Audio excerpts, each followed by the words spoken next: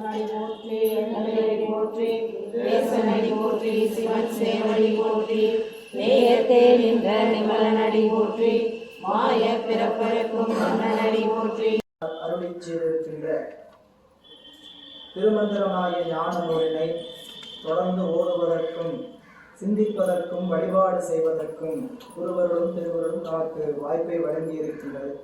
இந்த வகையில் குருவருடைய திருவருடைய மனம் மொழி மெய்களால் வணங்கி அடியேனை சென்னையில் ஆற்றுப்படுத்திய ஆசிரியர் பெருமக்களின் திருவடிகளையும் அருட்குருநாதர் ஐயாவின் திருவடிகளையும் மனம் மொழி மெய்களால் வணங்கி இந்த ஞான சிந்தனையை சிந்திக்க எழுந்தருளி இருக்கக்கூடிய அத்தனை அந்தர் பெருமக்களின் திருவடி தாமர்களுக்கும் பணிவான வணக்கங்களை உரித்தாக்கி சக்கரவர்த்தி தவராச யோகி என்னும் மிக்க திருமூலன் அருள் ஏவும் நாள் என்னாலோ என்ற வாக்கிற்கிணங்க அருமையானதொரு இந்த தவ பயணத்தில் திருமூலருடைய இருக்கக்கூடிய திருமந்திர நூலை தொடர்ந்து சிந்திக்கின்ற வாய்ப்பை குருவர்கள் நல்கி இருக்கின்றது.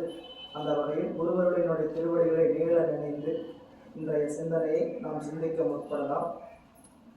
அன்பர்களே, திருமூலதேவநாயனார் அருளி செய்திருக்கக்கூடிய இந்த நூலில் நாம் சென்ற வகுப்பில் 81வது பாடல் வரை நிறைவு செய்திருக்கிறோம் இல்லைங்களா? 82 வரை நிறைவு செய்திருக்கின்றோம். இன்றைய சிந்தனை 83வது பாடலிலிருந்து தொடங்குகின்றது. திருச்சிற்றம்பலம்.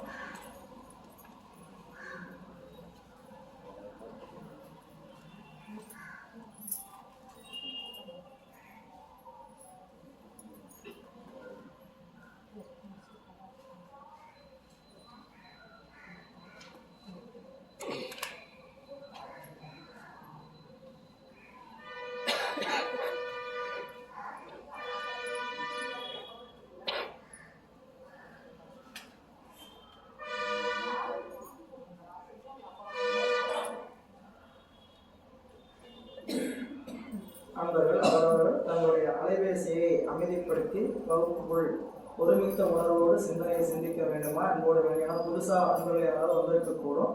அதனால் அவர்களுக்கான தகவல். 83வது பாடல்.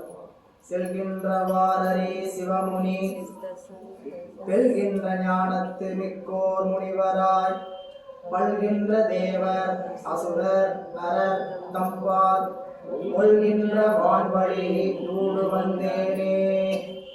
திருமூலதேவநாயனார் இந்த பூமிக்கு எந்த வழியாக வந்தார் என்கின்ற கருத்தை சொல்கின்ற பாடலாக இது அமைந்திருப்பது. நான் சிவத்தை நினைந்து வான்வழியாக இந்த உலகிற்கு நான் வந்தேன். பாடலுடைய கருத்து, ஆசிரியர் திருக்கைலாயத்தில் இறைவனுடைய திருவடியில் இருந்து நந்திய பெருமானிடத்தில் உபதேசம் பெற்று இந்த பூமிக்கு எவ்வாறு நான் வந்தேன் என்றால் சிவபெருமானுடைய திருவருளை நினைந்து வான்வழியாக இந்த பூமிக்கு வந்தேன். அதை சொல்கின்ற போது செல்கின்றவாறி சிவமுனி திருக்கைலாயத்திலிருந்து செல்லுகின்ற வழியில் சிவனை நினைந்து அவரை நினைந்து முனிங்கிறது என்னன்னு கேட்டீங்கன்னா முனிங்கிறது முனிவருங்கிற சொல்ல குறிப்பிடுறதில்ல. முனினா முன்னி அப்படின்னா நினைந்து, நினைத்தலுக்கு முன்னின்னு ஒரு வார்த்தை உண்டு. முன்னிங்கிறதெல்லாம் நினைந்து. செல்கின்றவாறி சிவமுனினா திருக்கைலாயத்திலிருந்து செல்கின்ற வழியில் நான் சிவனை நினைந்து சொல்ற. சித்தசன் வெல்கின்ற ஞானத்து மிக்கோர் முனிவரார். இவர் எப்படிப்பட்ட முனிவராக இருக்கிறார்னு சொல்லுகின்ற பொழுது சித்தசன் மன்மதன். சித்தசன் என்பவன் மன்மதன். மன்மதனை வெல்கின்ற ஞானத்தில் மிகுந்த முனிவரார். ஐம்பொருளுடைய வேட்கையை யாராலும் வெல்ல முடியாது என்கின்றதுக்கு வரலாறு நாம் பலவாறு பார்த்திருக்கிறோம். இந்திரனும் அதில் அகப்பட்டான், பிரம்மனும் அதில் அகப்பட்டான். இவங்கெல்லாம் ஏதோ தெய்வம் என்கின்றதோட அவர்களுடைய தவம் மிக உயர்ந்த தவம். அவங்கெல்லாம் மிகுந்த கடுமையான தவத்தை செய்துதான் இறைவன் அந்த திருப்பதத்தை பெற்றிருக்கிறார். அப்படிப்பட்ட தவம் பெற்றவர்களோட ஒவ்வொருவரும் பிரம்மன் தான் படைத்த திலோத்தமை மீது பயப்பட்டான் அப்படின்னு நாம் படிக்கிறோம். அதனால இங்க இவர்கள் எல்லாம் இந்த இறைவனுடைய திருவருளுக்கு ஆட்பட்டிருக்கிற இவங்களே எப்படிப்பட்ட முனிவர்னு கேட்டா சித்தசன் அப்படின்னா மன்மதன். மன்மதனை வென்ற, மன்மதனை வெல்கின்ற ஞானம். அந்த ஞானத்தை மிகுந்த முனிவராய். அப்போ இறைவனுடைய திருவுருள் இருந்தால்தான் ஆசைகளை நமக்குள் வெல்ல முடியும். அந்த குறிப்பு அதுதான். இவர் எப்படிப்பட்ட நினைவர் அப்படின்னு கேட்டா, ஞானத்தில் மிகுந்தவர், அதனால் மன்மதனுடைய அந்த ஆற்றலை வென்று இருக்கிறார். அதுபோல ஒவ்வொருவரும் இறைவனுடைய திருவருள் வசப்பட்டிருந்தோம் என்றால் அறிவு புறத்தில் செல்ல. இதுக்கு எளிமையான உதாரணம் நீங்க வச்சுக்கலாம்னா, ஒரு வழிபாடு நடக்கின்ற நேரத்தில் அந்த அறிவை அந்த இடத்துல நாங்கள் இருந்தோம்னா புறச்சிந்தனைக்கு அறிவு போகாது. இந்த வகுப்பு வழிபாடு, இந்த வகுப்புல கூட அறிவு எங்கேயாவது உட்காந்து நினைச்சிட்டு இருக்கலாம். வழிபாட்டில் பாராயணம் நடக்குது, ஒரு பூஜை நடந்துட்டு இருக்குது, நீங்கள் அந்த பூஜையில நீங்கள் மந்திரங்களோட மந்திரமா சொல்லிட்டு இருக்கிறீங்கன்னா அறிவு என்ன ஆகாதுன்னு கேட்டீங்கன்னா புறத்து செல்லாது. எவ்வளவு நேரம் நம்மளுடைய ப்ரெசன்டேஷன் அங்கே இருந்ததோ அவ்வளவு நேரம் நம்ம அறிவு புறத்து செல்லாது. நீங்கள் பிரதோஷம் போனீங்க, 4:30 மணிக்கு அபிஷேகம் ஆரம்பிச்சாங்க, 5:30 வரை உட்காந்துருந்தீங்க, சிவபுராணம் சொன்னாங்க, கோளூர் திருப்பதின்னு சொன்னாங்க, சில மந்திரங்கள்லாம் சொன்னாங்க. இப்படி சொல்லிக்கிட்டு அந்த 1/2 மணி நேரம் 3/4 மணி நேரம் என்ன ஆகுன்னு கேட்டிங்கன்னா நாம் அதில் தான் ஈடுபட்டு இருப்போம். அறிவு என்ன ஆகாது, புறத்து போக. அதுபோல அறிவை இறை வழிபாட்டில் வச்சுக்கிட்டோம்னா புறச்சிந்தனைக்கு போகின்ற வாய்ப்பு குறையும். நம்மளுக்கு நீங்கிறதுக்குலாம் வாய்ப்பே இல்லை. ஏன்னு கேட்டிங்கன்னா அப்படிப்பட்ட உடம்பு வச்சுருக்கிறோம். இந்த உடம்பு வச்சுக்கிட்டுலாம் நம்ம என்ன பண்ண முடியாதுன்னு கேட்டிங்கன்னா இந்த ஆசை என்கின்ற ஒன்றை வென்று விட்டு செல்ல முடியாது. அது கடுமையான தவம். அப்போ சித்தசன் வெல்கின்ற ஞானத்து மிக்கோர் முனிவராய், மன்மதனை வெல்கின்ற ஞானத்தில் மிகுந்த முனிவராய், பல்கின்ற தேவர் அசுரர் நரர், நரர்னா மனிதர்கள், பல்கின்ற தேவர் 33 தேவர்கள், அவர்களுக்கு மறுதலையாக இருக்கக்கூடிய அசுரர்கள், அவர்களைப் போல் அல்லாது பூமியில் புண்ணிய பாவங்களை கழிக்கக்கூடிய மானிடர்கள் ஆகியோர் தம்பால் ஒழுகின்ற வான்வழியோடு வந்தேன், தம்மிடம் சூக்குமமாய் உள்ள விண்வழியாய் உலகுக்கு காண்பது. அது ஒரு குறிப்பை சொல்றாருங்க. இந்த விண் ஆகாயம் என்பது என்னன்னு கேட்டீங்கன்னா தேவர் அசுரர் மனிதர் என்று சொல்லக்கூடியவர்கள் எல்லாம் சூக்குமமாய் இருக்கின்ற பகுதின்னு சொல்கிறார். நீங்க அந்த இடம் விளங்கணும்னா சித்தாந்தம் இல்லாமல் ஒரு விளங்க முடியும். தேவர் அசுரர் மனிதர்கள் எல்லாம் சூக்குமமாய் இருக்கின்ற பகுதி ஆகாயம் சொல்லிட்டார். இந்த ஆகாயங்கிற தத்துவமே நமக்கு ரொம்ப அருகாமையில் இருக்கக்கூடிய தத்துவம்.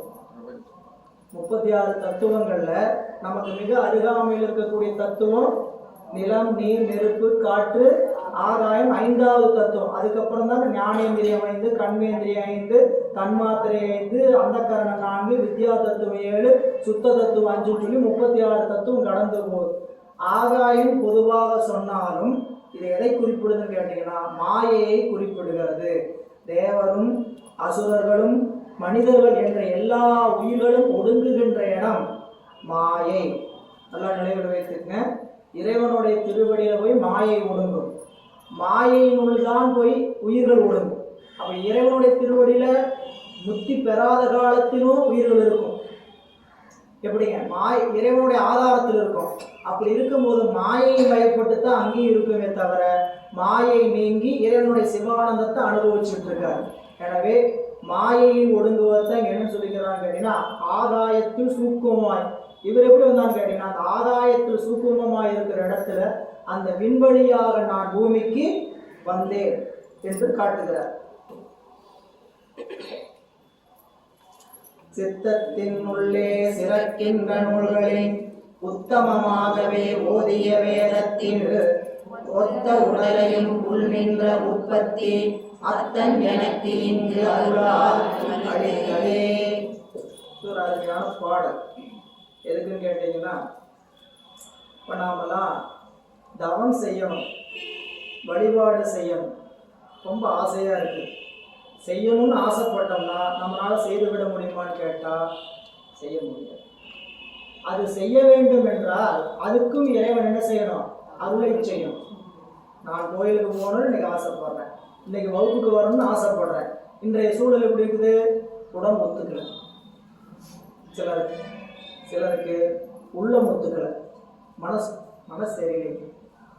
மனசு சரியில்லாமல் இருக்கிறது தான் கோயிலுக்கு போகிறது, சரிங்களா? ஆனால் என்ன சொல்லுன்னு கேட்டிங்கன்னா வீட்டில் கொஞ்சம் பிரச்சனை, மனசு சரியில்லை, அதனால் போகல. நம்ம அப்படியே சொல்லுவோம், கேட்டால் அப்படியே சொல்ல போகிறோம். ஏன் வகுப்புக்கு வரல, ஏன் வழிபாட்டுக்கு வரலன்னு கேட்டால் என்ன சொல்லுவோன்னு கேட்டிங்கன்னா கொஞ்சம் வேலை இருந்தது. ஆனால் நம்மளுக்கு உண்மையான சூழல் வேறவா இருக்கலாம்.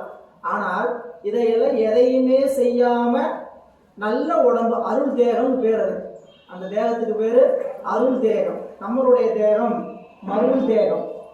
நமக்கு உடம்பு எப்படி இருக்குன்னு கேட்டீங்கன்னா மருள் தேகம். மருள் தேகம்னா மயக்கத்தை செய்கின்ற தேகம். அருள் தேகம் என்றது அருளை அடைவதற்கு துணை செய்கின்ற தேகம். புரிஞ்சுக்கிற மாதிரி சொல்லணும். புரிஞ்சுக்கிறதுக்காகத்தான் என்னன்னு கேட்டீங்கன்னா, ஓயாம ஓடிக்கிட்டே இருக்கிறோம். சாமிக்காக ஓடுறோம், கோயிலுக்காக ஓடுறோம், வழிபாடு வழிபாடு வழிபாடுன்னு போயிட்டே இருக்கிறோம். சரிங்களா? ஒரு வாரம் ஓடணும், படுக்க போட்டுருச்சு, உடம்பு வலி, காய்ச்சல், தலைவலி ஏதோ வந்துருச்சு, படுக்க போட்டுருச்சு. சாமி என்ன சொல்றாரு? உனக்கு அந்த தொடர்ச்சியா ஓட தகுதி இல்லை. என்ன அடிச்சாலும் என்ன ஓடனாலும் என்ன ஆகுது? உடம்பு போயிட்டே இருக்கு. சாமி என்ன பண்றாரு? நல்லா வச்சிருக்கிறார். எதுக்கு? தன் பணி செய்வதற்கு அவரை நியமித்திருக்கிறார் இறைவன். இப்போ நம்மளுக்கு கண் முன்னாடி இருக்கிறவங்கள சொல்றேன். நம்மளுடைய ஆசிரியர் ஐயா, ஞானாசிரியர் ஐயா, நீங்கள் நம்ம வகுப்பு தோங்கும்போது சில பேர் பார்த்தீங்க, எல்லாரும் பார்த்துருக்க கூடாது, வாய்ப்பு இல்லை, நீங்கள் வந்தவங்களை பார்த்தீங்கன்னு தெரியல. சில பேர் வகுப்பு துவக்கிற அன்னைக்கு வந்து பார்த்துருப்பீங்க. அவங்களுடைய பயணம் எப்படின்னு கேட்டீங்கன்னா 24x7 தான் சொல்லக்கூடாது, 24x7 தான் சொல்லணும். அதுக்கு மேலே ஏதாவது மிகைப்படுத்தி சொல்ல முடியும்னா அப்படி சொல்லணும். எங்கிட்ட இந்த கடலூரில் இது பாண்டிச்சேரியில் ஒரு அன்பர் வந்து கேட்டாங்க, ஐயா எங்க குருநாதன் அம்மா கேட்குறாங்க, எங்கப்பா அவங்க ஐயா இருக்கிறார் அப்படின்னு கேட்டார். கூகுளே குழம்பி போயிருக்காங்க. கூகுளே குழம்பி போயிடும். ஏன் தேடுற நேரத்தை டபுள் வேறதுக்கு மாறி இருப்பார் அப்படின்னு சொல்கிற மாதிரி. அப்படி ஓடனாலும் திருவள்ளுவர் என்ன செய்ய சம்மதம்? உடம்புக்கு துணை நிற்கிறது. உடம்பும் உள்ளத்துக்கும் திருவருள் சம்மதத்தோடு இருந்தால் மட்டும்தான் நம்ம என்ன செய்ய முடியும்? பணி செய்யணுங்கிறவங்களுக்கு கூட சாமி என்ன பண்ணுறாங்க கேட்டீங்கன்னா, எல்லாருக்கும் அந்த பணி செய்வதற்கான வாய்ப்பை கொடுக்கல. பணி செய்வதில் ஏன் அப்படி? அப்போ நாங்கள்லாம் பணி செய்வதற்கு தகுதி இல்லையா? நமக்கு அந்த மாதிரி ஓடுறதுக்கு தகுதி இல்லையானா ரெண்டு காரணம் தான் அடியேன் சிந்திக்கிறேன். ஒன்று, நம்மளுடைய வினை தாக்கம் இன்னும் குறையலை. இன்னொன்று, நம்மிடத்துல தன்னலம் இன்னும் குறையலை. நம்மளுக்கு வினை இன்னும் வசப்படலை, வினை நீங்கி நிற்கலை, வினை என்ன வந்தாலும் திருவருள் நினைக்க தோணலை. ரெண்டாவது, தன்னலம் கலந்து இருக்கிறது. நம்ம அறிவில் தன்னலம். இப்போ தன்னலம் கலந்துருக்கும் போதே அவன் சாமி என்ன நினைக்கிறான்னு கேட்டீங்கன்னா, என்னுடைய ஆசைக்காக ஓடுற, பேருக்கு என்ன சொல்லிக்கிற நீ? நான் பணி செய்கிறேன், நான் ஊருக்கு செய்கிறேன் அப்படின்னு சொல்லி ஓடுறேன் அப்படின்னு சாமி என்ன பண்ணிடுறாங்க? ஆஃப் பண்ணிடுவேன். கொஞ்சம் நேரம் அமைதியாக அடங்கிரு தம்பி அப்படின்னு. இல்லைன்னா இல்லை. அது யாருக்கு எப்படி தெரிஞ்சுக்கிறார்? இங்கே இருக்கிற என்ன நினைக்கிறோங்கிறத 100க்கு 200% உண்மையை தெரிஞ்சு வச்சிருப்பார். ஏமாற்ற முடியாது, எதையாவது போட்டு ஸ்க்ரீன் போட்டு மறைக்க முடியாது, சரி லைட் ஆஃப் பண்ணிட்டு செய்ய முடியாது, எதையும் பண்ண முடியாது. எதா இருந்தாலும் உள்ளம் கவர் அங்கு அறிவான். அவன் அங்கிருந்து அறிந்து கொண்டு இருப்பான். அதனால நம்ம அறிவு என்ன நினைக்குதுங்கிறத அவன் தெரிஞ்சிருக்கிறதுனால நாம் நம் நலம் கருதி பணி செய்கிறோமா, இல்லை உலக நலம் கருதி பணி செய்கிறோமா என்பதை இங்கு இருப்பவன் அறிந்து மனதை பார்த்து தான் வாழ்வை மாற்றுவான். எளிமையான வார்த்தை, சரிங்களா? மரத்தை வச்சவன் தண்ணி ஊற்றுவான், மனசை பார்த்து தான் வாழ்வு மாறும். உன் அறிவு எப்படியா இருக்குது? அதுக்கு தகுந்த வாழ்க்கை வரும். சரிங்களா? அது பொது வாழ்க்கையாக இருந்தாலும் சரி, தன் சுயநல வாழ்க்கையாக இருந்தாலும் சரி. நான் பொது வாழ்க்கை வாழ்கிறேன் அப்படின்னாலும், தன்னல வாழ்க்கை வாழ்னாலும், எதுக்காக இருந்தாலும் மனமே முருகனின் மயில்வாகனம். மனம்தான் நம்ம அறிவுக்குள்ளே என்னென்னா நினைக்கிறோங்கிறத அவரவர்கள் தான் யோசிச்சுக்கணும். தெரிந்தும் குணத்தை இழக்கின்றோம், தெரிந்தும் குணத்தை இழக்கின்றோம். மனமே சகலமும் என்பார், மனமே சகலமும் என்பார். ஆனால் என்ன பண்ணுறோம்? தெரிந்தும் குணத்தை இழக்கின்றோம். அப்படிலாம் நமக்கு எளிமையாக கருத்து சொல்லியிருக்கிறார்.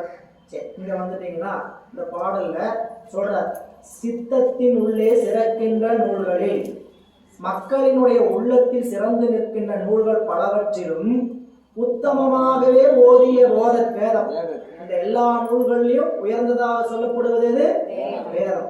அந்த வேதத்தினுள்ளே வேதத்தை சாமி ஒத்த உடலையும் சொல்லுதற்கு ஏற்ற உடம்பையும் உள்ளின்ற உற்பத்தி உள்ள கருத்தையும் எனக்கு இங்கு இறைவன் அளித்தது தனது அருள் காரணமாகவாம். சொல்ற இந்த மக்களுடைய உள்ளத்தில் நிற்கின்ற சிறந்த நூல்களில் உத்தமமாக சொல்லப்படுகின்ற நூல் வேதம். வேதமும் எல்லாம் அடங்கும். இறைவனை பற்றி முப்பொருளை பற்றி சொல்ற எல்லா நூல்களும் எதில் அடங்கும்? நல்ல நூல், உத்தம நூல் அடங்கும். அந்த உத்தம நூல்களை சொல்லுவதற்கு ஏற்ற உடல், ஒத்த உடலையும் உள்நின்ற உற்பத்தி, உடம்பு நல்லா இருக்குது சொல்றாரு எல்லாம் சொன்னாலும் உள்ளிருந்து சொல்ல வைக்கணும். உள்நின்ற உற்பத்தின்னு என்ன கேட்டீங்கன்னா, எனக்கு நான் படிச்சுட்டேன், படிச்சதுனால அவங்க சொல்லிட முடியுமோ? இறைவனை பற்றி சொல்ல முடியுமா? அதாவது சிவஞான சித்தியாரெல்லாம் நம்ம சிலர் படித்தோம், இந்த வகுப்பு படிக்கும்போது அவருடைய சொல்லெல்லாம் மறையினார், அயனார், மாளார், அறிவறிய நூலார் போன்றவற்றெல்லாம் கூறவோனாத இறைவனார் கமலபாதம் என்னால் கூறும் தகைமைத்தோ. இறைவன் அதாவது மறை வேதத்தால் சொல்ல முடியாத, திருமாலால் சொல்ல முடியாத, பிரம்மனால் சொல்ல முடியாத, தர்க்க நூல்களால் சொல்ல முடியாத சிவபெருமானுடைய திருவடியை நான் சொல்லலான்னு ஆசைப்பட்டிருக்கமே, இது சரியா அப்படின்னு அவையடக்கம் சிவஞான சித்தியார்ல படிச்சுப்பார். இந்த பாடல்ல திருமூல சொல்ல வந்த கருத்து, இறைவன் உலகிலே உத்தமமாக சொல்லப்படுகின்ற நூல்களில் உயர்ந்ததாக சொல்லப்படுகின்ற ஞான நூல்களில் அதை சொல்வதற்கு ஏற்ற உடம்பையும் அதை சொல்லுவதற்கு உள்ளே இருந்த கருத்தையும் அவன் அருளாலேயே எனக்கு கொடுத்திருக்கின்றான் அப்படின்னு காட்டினார். அதனாலதான் தன்னை இறைவன் நன்றாக தமிழ் செய்யுமாறு நியமித்திருக்கிறார், சாமி நியமித்திருக்கிறார். அந்த பணி எல்லாருக்கும் ஈசனிட்ட பணி அல்ல, நம்மால் என்றால்தான் பணிகளை செய்ய முடியும். நம்ம அறிவு அப்படிதான் இருக்கிறதோ அதுதான் பார்க்கிறோம். எனவே இவ்வாறு இறைவன் எனக்கு உடம்பை கொடுத்து இருக்கிறார் என்று கருத்தை சொல்கிறார். நான் பெற்ற இன்பம் பெருகையும் வையகம் வான் பற்றி நின்ற மறைபொருள் சொல்லினேன், ஊன் பற்றி நின்ற உணர்வுரு மந்திரம் தான் பெற்ற நிலைப்படுந்தானே. இரண்டாவது வழியை முதல்ல போல் செய்யணும். வான் பற்றி நின்ற மறைப்பொருள் சொல்லினேன். இறைவன் எப்படி இருக்கிறார்? எங்கிருக்கிறார்? எப்படி இருக்கிறார்? அங்கிங்கெனாதபடி. எங்கு இருக்கிறார் கேள்விக்கு என்ன பதிலுங்க? அங்கிங்கெனாதபடி. எப்படி இருக்கிறார்? எங்கும் பிரகாசமாய். நாம் எப்படி இருக்கிறார்? எங்க இருக்கிறார்? எப்படி இருக்கிறார்? பதில் என்ன இருக்குதுங்க? அங்கிங்கெனாதபடி எங்கும் பிரகாசமாய் ஆனந்த பூர்த்தியாய் நிறைந்திருக்கின்ற பரம்பொருள். அப்படி பார்த்தீங்கன்னா அவனுடைய நிறைவு இல்லாத இடமே கிடையாது. இப்போ நாம் அவனுடைய நிறைவுக்குள்ளதான் உட்கார்ந்து இருக்கிறோம்.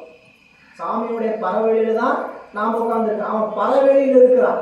அவனுடைய அறிவு எப்படி வியாபித்திருக்குன்னு கேட்டீங்கன்னா எல்லா இடத்திலும் வியாபித்திருக்கிறது.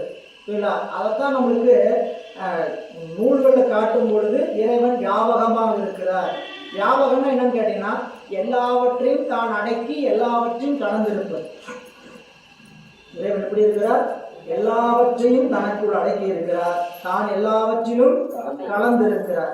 இப்படி இருக்கிற அந்த ஆற்றலுக்கு பெயர் தாங்க வியாபகம்.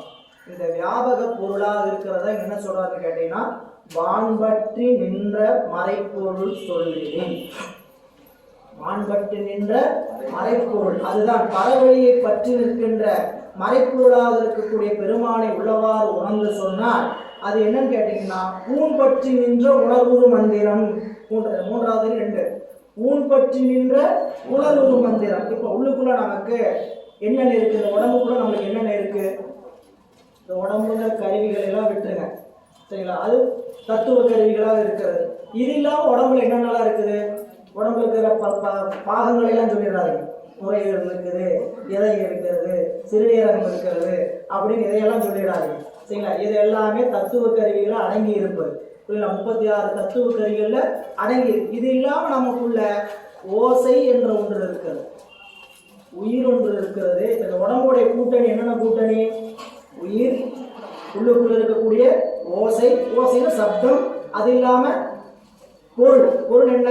உடம்பு, கண்ணு, காது, மூக்கு, கை, காலு, வாய், இப்படி சொல்லக்கூடிய பொருள் பிரபஞ்சம். அது அத்தனையும் பொருள் பிரபஞ்சம், பொருளா இருக்கும். இந்த பொருளுக்கு காரணமாக இருக்கக்கூடிய ஓசை, இது எது? நாதம். அதை இங்க சொல்றார். இறைவன் வான்பற்றி, அதாவது எங்கும் கலந்து இருக்கக்கூடிய வியாபியாக இருக்கிறார். அப்படிப்பட்ட பெருமான் நம்மிடத்தில் எப்படி கலந்து விளங்குகிறார்னு கேட்டா ஊன் பற்றி நின்ற உணர்வுரு மந்திரம். மந்திர ஆற்றலாக நம்மிடத்தில் இருக்கிறார். இறைவன் எவ்வாறு இருக்கிறார்? மந்திர ஆற்றலாக. அதுதான் சொல்றார், உடம்பை பற்றி நிற்கின்ற உயிர் உணர்வில் நிலைத்து நிற்கும் மந்திரம் எனப்படும் அம்மந்திரத்தை, அந்த மந்திரத்தை நாம் தான் பற்ற பற்ற தலைப்படும் தான். அதை என்ன செய்யணும்?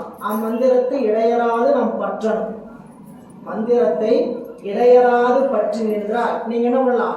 நான் பெற்ற இன்பம் இந்த வையகமும் பெறலாம்.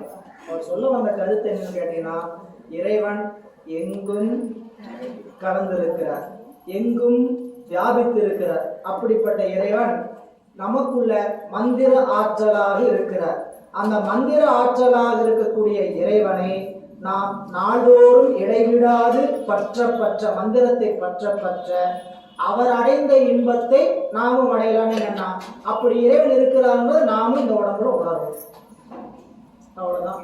உன் பற்றி நின்ற உணர்வுறு மந்திரம் தான் பற்ற பற்ற தலைப்படுந்தானே யான் பெற்ற இன்பம் பெருக. அவ்வளவுதான் பாடல். அப்படி இந்த பாடல்ல நமக்கு காட்டுகிறார். இது எதுக்கு சொல்றார் அப்படிங்கிறத ஒரு குறிப்பு தருகிறார் உரையாசிரியர். மந்திரங்களின் இயல்பும் அவற்றின் பயனும் இவை என கூறுவார். தாம் செய்யும் நூல் மந்திரமாதலையும் அதன் பயனையும் கூறினார்.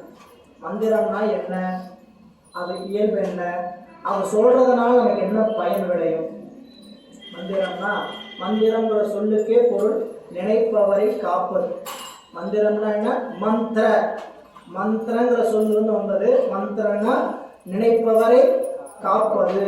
அப்போ அந்த நினைப்பவரை காக்கின்ற மந்திரத்தை சொல்ல வந்த ஆசிரியர், இந்த நூல் ஒரு மந்திர நூல், இதை சொன்னீங்கன்னா என்ன பயன் கிடைக்கும்? இப்போ என்ன பயன் கிடைக்கும்? இந்த திருமந்திர நூலில் சொல்லப்பட்டபடி மந்திரங்களை நாம் ஜெபிக்க ஜெபிக்க நம் அறிவுக்குள்ள அவர் பெற்ற இன்பத்தை நாமும் பெறலாம். பெற முடியாதுங்கிற விஷயத்தை அவர் சொல்ல வரல அப்படின்னு குறிப்பு தருகிறார். பிறப்பிலே நாதனை பேர் நந்தி தன்னை சிறப்பொடு வானவர் சென்று கைகூப்பி வரப்பில நெஞ்சினுள் மந்திரமாலை உரைப்பொடும் கூடி நின்று. இந்த நூல் நமக்கான ஒரு சிறப்பு நூல் சொல்றார். இந்த நூல் தேவரும் இந்திரனும் போன்ற மேலாக இருக்கக்கூடியவர்களும் இந்த நூலை கையில வச்சுக்கிட்டு மந்திர மாலையாக பின்பற்றுவார்கள். அவங்களே பின்பற்றும் போது நாம யார்? போற்றி திருத்தாண்டகம் படிக்கிறோம், சாமியெல்லாம் போற்றி சொல்லுவீங்க, அதில் நிறைய படிச்சிருக்கிறோம். தேவர்க்கும் தேவனாய் நின்றாய் போற்றி, மேலோர்க்கும் மேலோர்க்கும் மேலாய் போற்றி இப்படின்னு சொன்னா அது இன்னொரு வரி, தேவாதி தேவதோடும் தேவே. அந்த வரியை சொல்லும்போது நாம கையெடுத்து கும்பிடாம இருப்பாரு. அவர் என்ன சொல்றார் அப்பர் சாமி, இறைவன் நீ பெருமானின் எப்படிப்பட்டவர்? தேவாதி தேவதோடும் தேவி. அப்போ அவங்க எல்லாமே தொழுகிறார்கள் என்றார், அவங்க தவத்தில் உயர்ந்தவங்களே தொழுகிறார்கள் என்றார். அதான் நீங்க சிவஞான போதம் படிக்கும் போது சிறப்பு பாயிரம் படிச்சிருப்பீங்க. அதாவது சைவ சித்தாந்த வகுப்பு படிச்சவங்களுக்கு சிவஞான போதம் நூல்ல சிறப்பு பாயிரம்னு ஒரு பகுதி முன்னாடி முதல் பாடல் படிச்சிருப்பீங்க. அதில் கடைசி வரி சொல்லும்போது சொல்லுவார், மெய்கண்டார் என்கின்றவர் எப்படிப்பட்டவர் என்றால் பிறவியை வென்ற தவசீலர்களும் அவருடைய திருவடியை தன் தலை மீது சூடிக்கொள்வார்கள். மெய்கண்டாருடைய தவம் எப்படிப்பட்ட தவம்? பிறவியை வென்ற தவஞான முனிவர்களும் அவருடைய திருவடியை தன் தலைமையில் சூடிக்கொள்ளக்கூடிய அளவிற்கு தவம் உடையவர். அப்ப நாம் அந்த மெய்கண்டாருடைய திருவடியை நாம் என்ன பண்ணணும்? தலைமையில மட்டுமா வைக்கணும்? எப்படியெல்லாம் வச்சுக்கணுங்கிறத அவரு அருணந்தி சிவன், நம்மளுடைய அருணந்தி சிவன் சிவஞான தீஜா சொல்றார். பண்டை காய் மண்டரற்ற பசுந்தே ஞானம் பரிந்தொழுக சிவகந்தம் பறந்து நார கண்ட இதய கமலம் உவைகள் எல்லாம் கண்திறப்ப காசினி மேல் வந்த அருக்கதிரோன் வெண்டமலர் ஒளிபுடை சொல் வெண்ணைமேவ மெய்கண்ட தேவன் மிகு சிவநாதன் குண்டரிக மலர்த்தாழ சிரத்தேவாளும் பொற்பாதம் எப்போதும் போற்றல் செய்வான். இப்படி தவமுடையவர்களை வணங்கி கொண்டே இருக்கணும். நமக்கு எது நன்னெறி காட்டும்? இப்ப நம்ம இந்த இடத்துல வந்து அமர்வதற்கு எது துணை செய்திருக்குதுன்னு கேட்டீங்கன்னா, நீங்க நாளும் செய்த வழிபாடு தான் துணை செய்திருக்கு. உங்களுடைய வழிபாடு கடவுள் உங்களுக்கு வழிகாட்டியவர்கள். இவர்களை நாளும் நாள் என்ன நினைக்கணும்னு கேட்டீங்கன்னா, நினைந்து ஒரு மலர் வைத்து வழிபாடு செய்யும். வழிபாட்டிற்கு மிக இன்றியமையாதது குருவருள். எனவே இங்க நம்மளுடைய நாயனார், அதாவது திருமூல தேவ நாயனார், தேவர் பலரும் பிறப்பில்லாத முதல்வனும் நந்தி என்னும் பெயரும் ஆகிய சிவபெருமானை தூய்மையுடன் சென்று கைதொழுதி மந்திரவாளை நூலை மறவாது மனத்துக் கொள்வர். ஆகவே நீவிரும் இதனை உறுதியாக நின்று ஓதுதல் வேண்டும். என்ன சொல்ல வந்த பாடல்ல? பிறப்பிலி நாதன், பிறப்பில்லாத நாதன் ஒருவன் தான், அவன் சிவபெருமானை. அவர் பேர் என்ன? நந்தி தன்னை சிறப்போடு வானவர் சென்று கை கூப்பி. சிறப்போடுனா என்ன? சிறப்போடுனா என்ன அப்படின்னா நேர திருக்குறளுக்கு போகணும். சிறப்போடு பூசனை செல்லாது வானம் வரக்கு மேல் வானோருக்கும் இருந்து. பூசனை பண்ணணும்னா தண்ணி ரொம்ப அவசியம், பூ நீரும். சரி, அதுல மிக அவசியமானது தண்ணீர் தான் பூவே பூக்கும். அது 2வது அதிகாரத்தில் இந்த மலையினுடைய சிறப்பை சொல்ல வந்த வள்ளுவர் ஒவ்வொன்றா சொல்லிட்டு வருவார். இந்த மலை எப்படி தெரியுமா இருக்கும்? வானத்திலிருந்து நமக்கு கைமாறு கருதாம கொடுக்குது. அதை நீ என்னன்னு பார்க்கணும்? அமுதம்னு பார்க்கணும். வருதேன்னு சங்கடப்படக்கூடாது. இல்ல, வான் நின்று வழங்கி வருதலால் தான் அமிழ்தம் என்று உணரப்பாற்று. அமிழ்தமா சாவாம காக்குமா? எப்படி ஐயா அப்படின்னு திருவள்ளுவர் கேட்டா 2வது வரையில பதில் சொல்ற. 2வது குறள்ல துப்பாக்கு துப்பாய துப்பாக்கி துப்பாக்கு துப்பாயதும் மழை.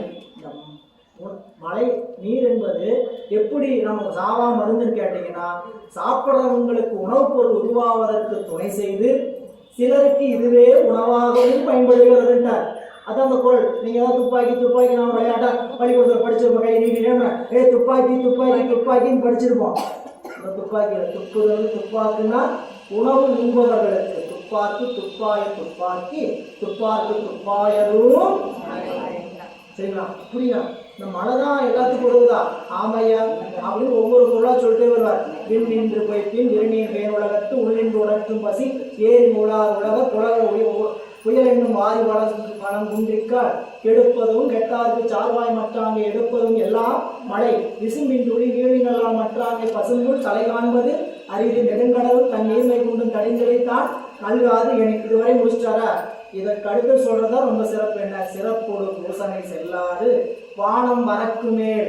வானம் மழையை வழங்காமல் வறண்டு போச்சுன்னா உலகத்துல பூசனையும் நடக்காது, சிறப்பு பூசனையும் நடக்காது. சிறப்பு பூசனை என்பதுன்னா நாள்தோறும் நடக்கிற பூஜையில குறைவு ஏற்படுமே ஏற்படாதா? சாமிக்கு ஒரு நாளைக்கு எத்தனை காலம் பூசை நடக்கணும்? அப்பா அதை தெரிஞ்சுக்கிற வரைக்கும் தெரிஞ்சு வச்சிருக்கீங்கன்னு நினைக்கும் போது எனக்கு அவ்வளவு சந்தோஷமா இருக்கு. தெரியுங்களா? இறைவனுக்கு பூசை 6 காலம் நடக்கணும்னு நீங்க தெரிஞ்சு வச்சிருக்கீங்க போது இப்படி தெரிஞ்சுக்க வைக்கிற வரைக்கும் நம்ம உலகம் இன்னும் நல்லா இருக்குது அப்படின்னு நினைச்சுக்கலாம். பூசை ஒரு நாளைக்கு 6 காலம் நடக்குன்னு தெரியாதவங்க எத்தனை பேர் இருக்கிறாங்க இல்லையா? அப்போ 6 கால பூசை நடக்கணும். எல்லா ஊர்லயும் எல்லா கோயிலையும் 6 கால பூசை நடக்குதா? ஒரு காலம் நடக்கிறது பெரிய விஷயமா இருக்கு.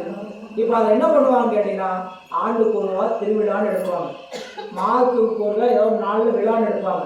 இப்படி விழா எடுக்கிற 10 நாள் 5 நாள் என்ன பண்ணுவாங்க கேட்டீங்கன்னா, இறைவனுக்கு 6 கால பூசை, என்னென்ன அபிஷேகம் செய்ய முடியாமல் எல்லா அபிஷேகமும், என்னென்ன தீபாவளி காட்டாமல் எல்லா தீபாவளியும், அவருக்கு என்னென்னலாம் சிறப்பு செய்யணுமோ எல்லாத்தையும் அந்த நாள்ல செய்வாங்க. ஏன் இந்த நாள்ல மட்டும் செய்யணுங்கிறதுக்கு விளக்கம் என்னன்னு கேட்டீங்கன்னா, நம்ம செஞ்ச பூசையில் இருக்கக்கூடிய குறைகளை எல்லாம் நிரப்புவதற்கான நாள் தான் திருவிழா. அததான் சிறப்போடு பூசனை செல்லாது வானம் மறக்குமே. சரி, இங்க வந்துட்டீங்கன்னா இந்த தேவரும் மற்றவர்கள் எல்லாரும் என்ன பண்ணாங்களாம்? நிறைய பூவும் நீரும் எடுத்து கொண்டு போய் பெருமாள் என்ன பண்ணாங்களாம்? பூசிச்சாங்க. இந்த திருமந்திர மாலையை தானெல்லாம் ஏற்று கையில கொண்டு விட்டாங்களாம். அப்படி அவங்களே செய்யும் போது நீங்க என்ன பண்ணணும்? இந்த திருமந்திர மாலையை அறிந்து கற்று பயன்பெறுங்கள் அப்படின்னு காட்டுறார். இனி 87வது பாடல். அங்கே மிகாமை வைத்தான் உடல் வைத்தான், எங்கும் மிகாமை வைத்தான் உலகு ஏழையும், நங்கி மிகாமை வைத்தான் தமிழ் சாத்திரம், பொங்கி மிகாமை வைத்தான் பொருள் தானுமே. சரி, இதுல சொல்லி இருக்கிற 3000 பாடல் வேதத்திலையும் ஆகமத்திலையும் சொல்லப்பட்ட எல்லா கருத்தையும் சொல்லப்பட்டனவா? எல்லா வேதங்களையும் ஆகமங்களையும் சொல்லப்பட்ட எல்லா கருத்து இந்த 3000 பாட்டில் வந்துருச்சா? வந்து விட்டது. இதுல பொருள் எல்லாத்தையும் அடக்கி வைக்காம விட்டுட்டாரு அப்படின்னு நீ இழந்துட வேண்டாம். இந்த நூலை குறையா பார்த்திட வேண்டாம். இறைவன் இந்த நூலை தமிழ் சாத்திரங்கள் எப்படி படைத்து கொடுத்திருக்கிறார். ஓகேமா? அவர் சொல்ல வந்த நூல் இந்த திருமந்திர நூலை சொல்ல வந்தவர். இந்த நூலுக்குள் எல்லா செய்திகளும் வேண்டிய அளவு இருக்கிறது. புரியல? எதுக்கு? அதுக்கு 2 உதாரணம் காட்டுறார். ஒரு உதாரணம், இந்த உடம்ப பாதுகாக்கிறதுக்காக இறைவன் இந்த உடம்பு என்ன வச்சிருக்கிறார்? நெருப்பை வைத்திருக்கிறார். இந்த நெருப்பு கூடினாலும் ஆபத்து, குறைந்தாலும் ஆபத்து. நமக்கு எல்லாம் தெரியும், நம்மளுடைய உடம்பினுடைய வெப்பநிலை, சராசரி வெப்பநிலை எவ்வளவு பராமரிக்கப்பட வேண்டும்? 98.4 டிகிரி ஃபாரன்ஹீட் இல்லைங்களா? இதுல 101 வந்துருச்சுங்க, 102 வந்துருச்சுன்னா சொரம். புரியல? 105 106 போகுதுன்னா என்ன ஆயிடும்? வாதம் வரும். என்ன வருங்க? ஜன்னி வந்துடும். என்ன வந்துடும்? ஜன்னி வராது, வாதம் வரும். வாதம்னா என்னதுங்க? அப்படியே கையெல்லாம் நின்றுடும், சுருங்கி நின்று போயிடும், உடம்பு அப்படியே விரைச்ச மாதிரி ஆகும். இது சூடு அதிகமானதனால். சூடு குறைஞ்சதுன்னா ஜன்னி வந்துடும், இழுக்கும். நின்னது நீங்க அதே பாருங்க, சூட்டு அதிகமானதெல்லாம் நின்றுச்சு, சூடு குறைஞ்சதுனால என்னாச்சு? இழுத்துக்க ஆரம்பிச்சிருச்சு. புரியல? இதை ரெண்டையும் அதிகமாகாத மாதிரி வராத மாதிரி சாமி என்ன பண்ணிருக்கிறாரு? மூலாதாரத்துல ஒரு சென்சார் வச்சிருக்கிறார். நீங்க பெரிய பெரிய 5 ஸ்டார் ஹோட்டல்ல இப்ப போனீங்கன்னா, ஏன் அன்னபூர்ணாலே சில இடத்துல போனீங்கன்னா உள்ள போகும்போதே கதவை திறந்து வழிவிடும் நம்மளுக்கு. வாங்க, அப்படி நாம போய் கதவை திறந்துக்கிட்டுலாம் இருக்க வேண்டியதில்லை. உள்ள போகும்போது அது என்ன பண்ணிடும்?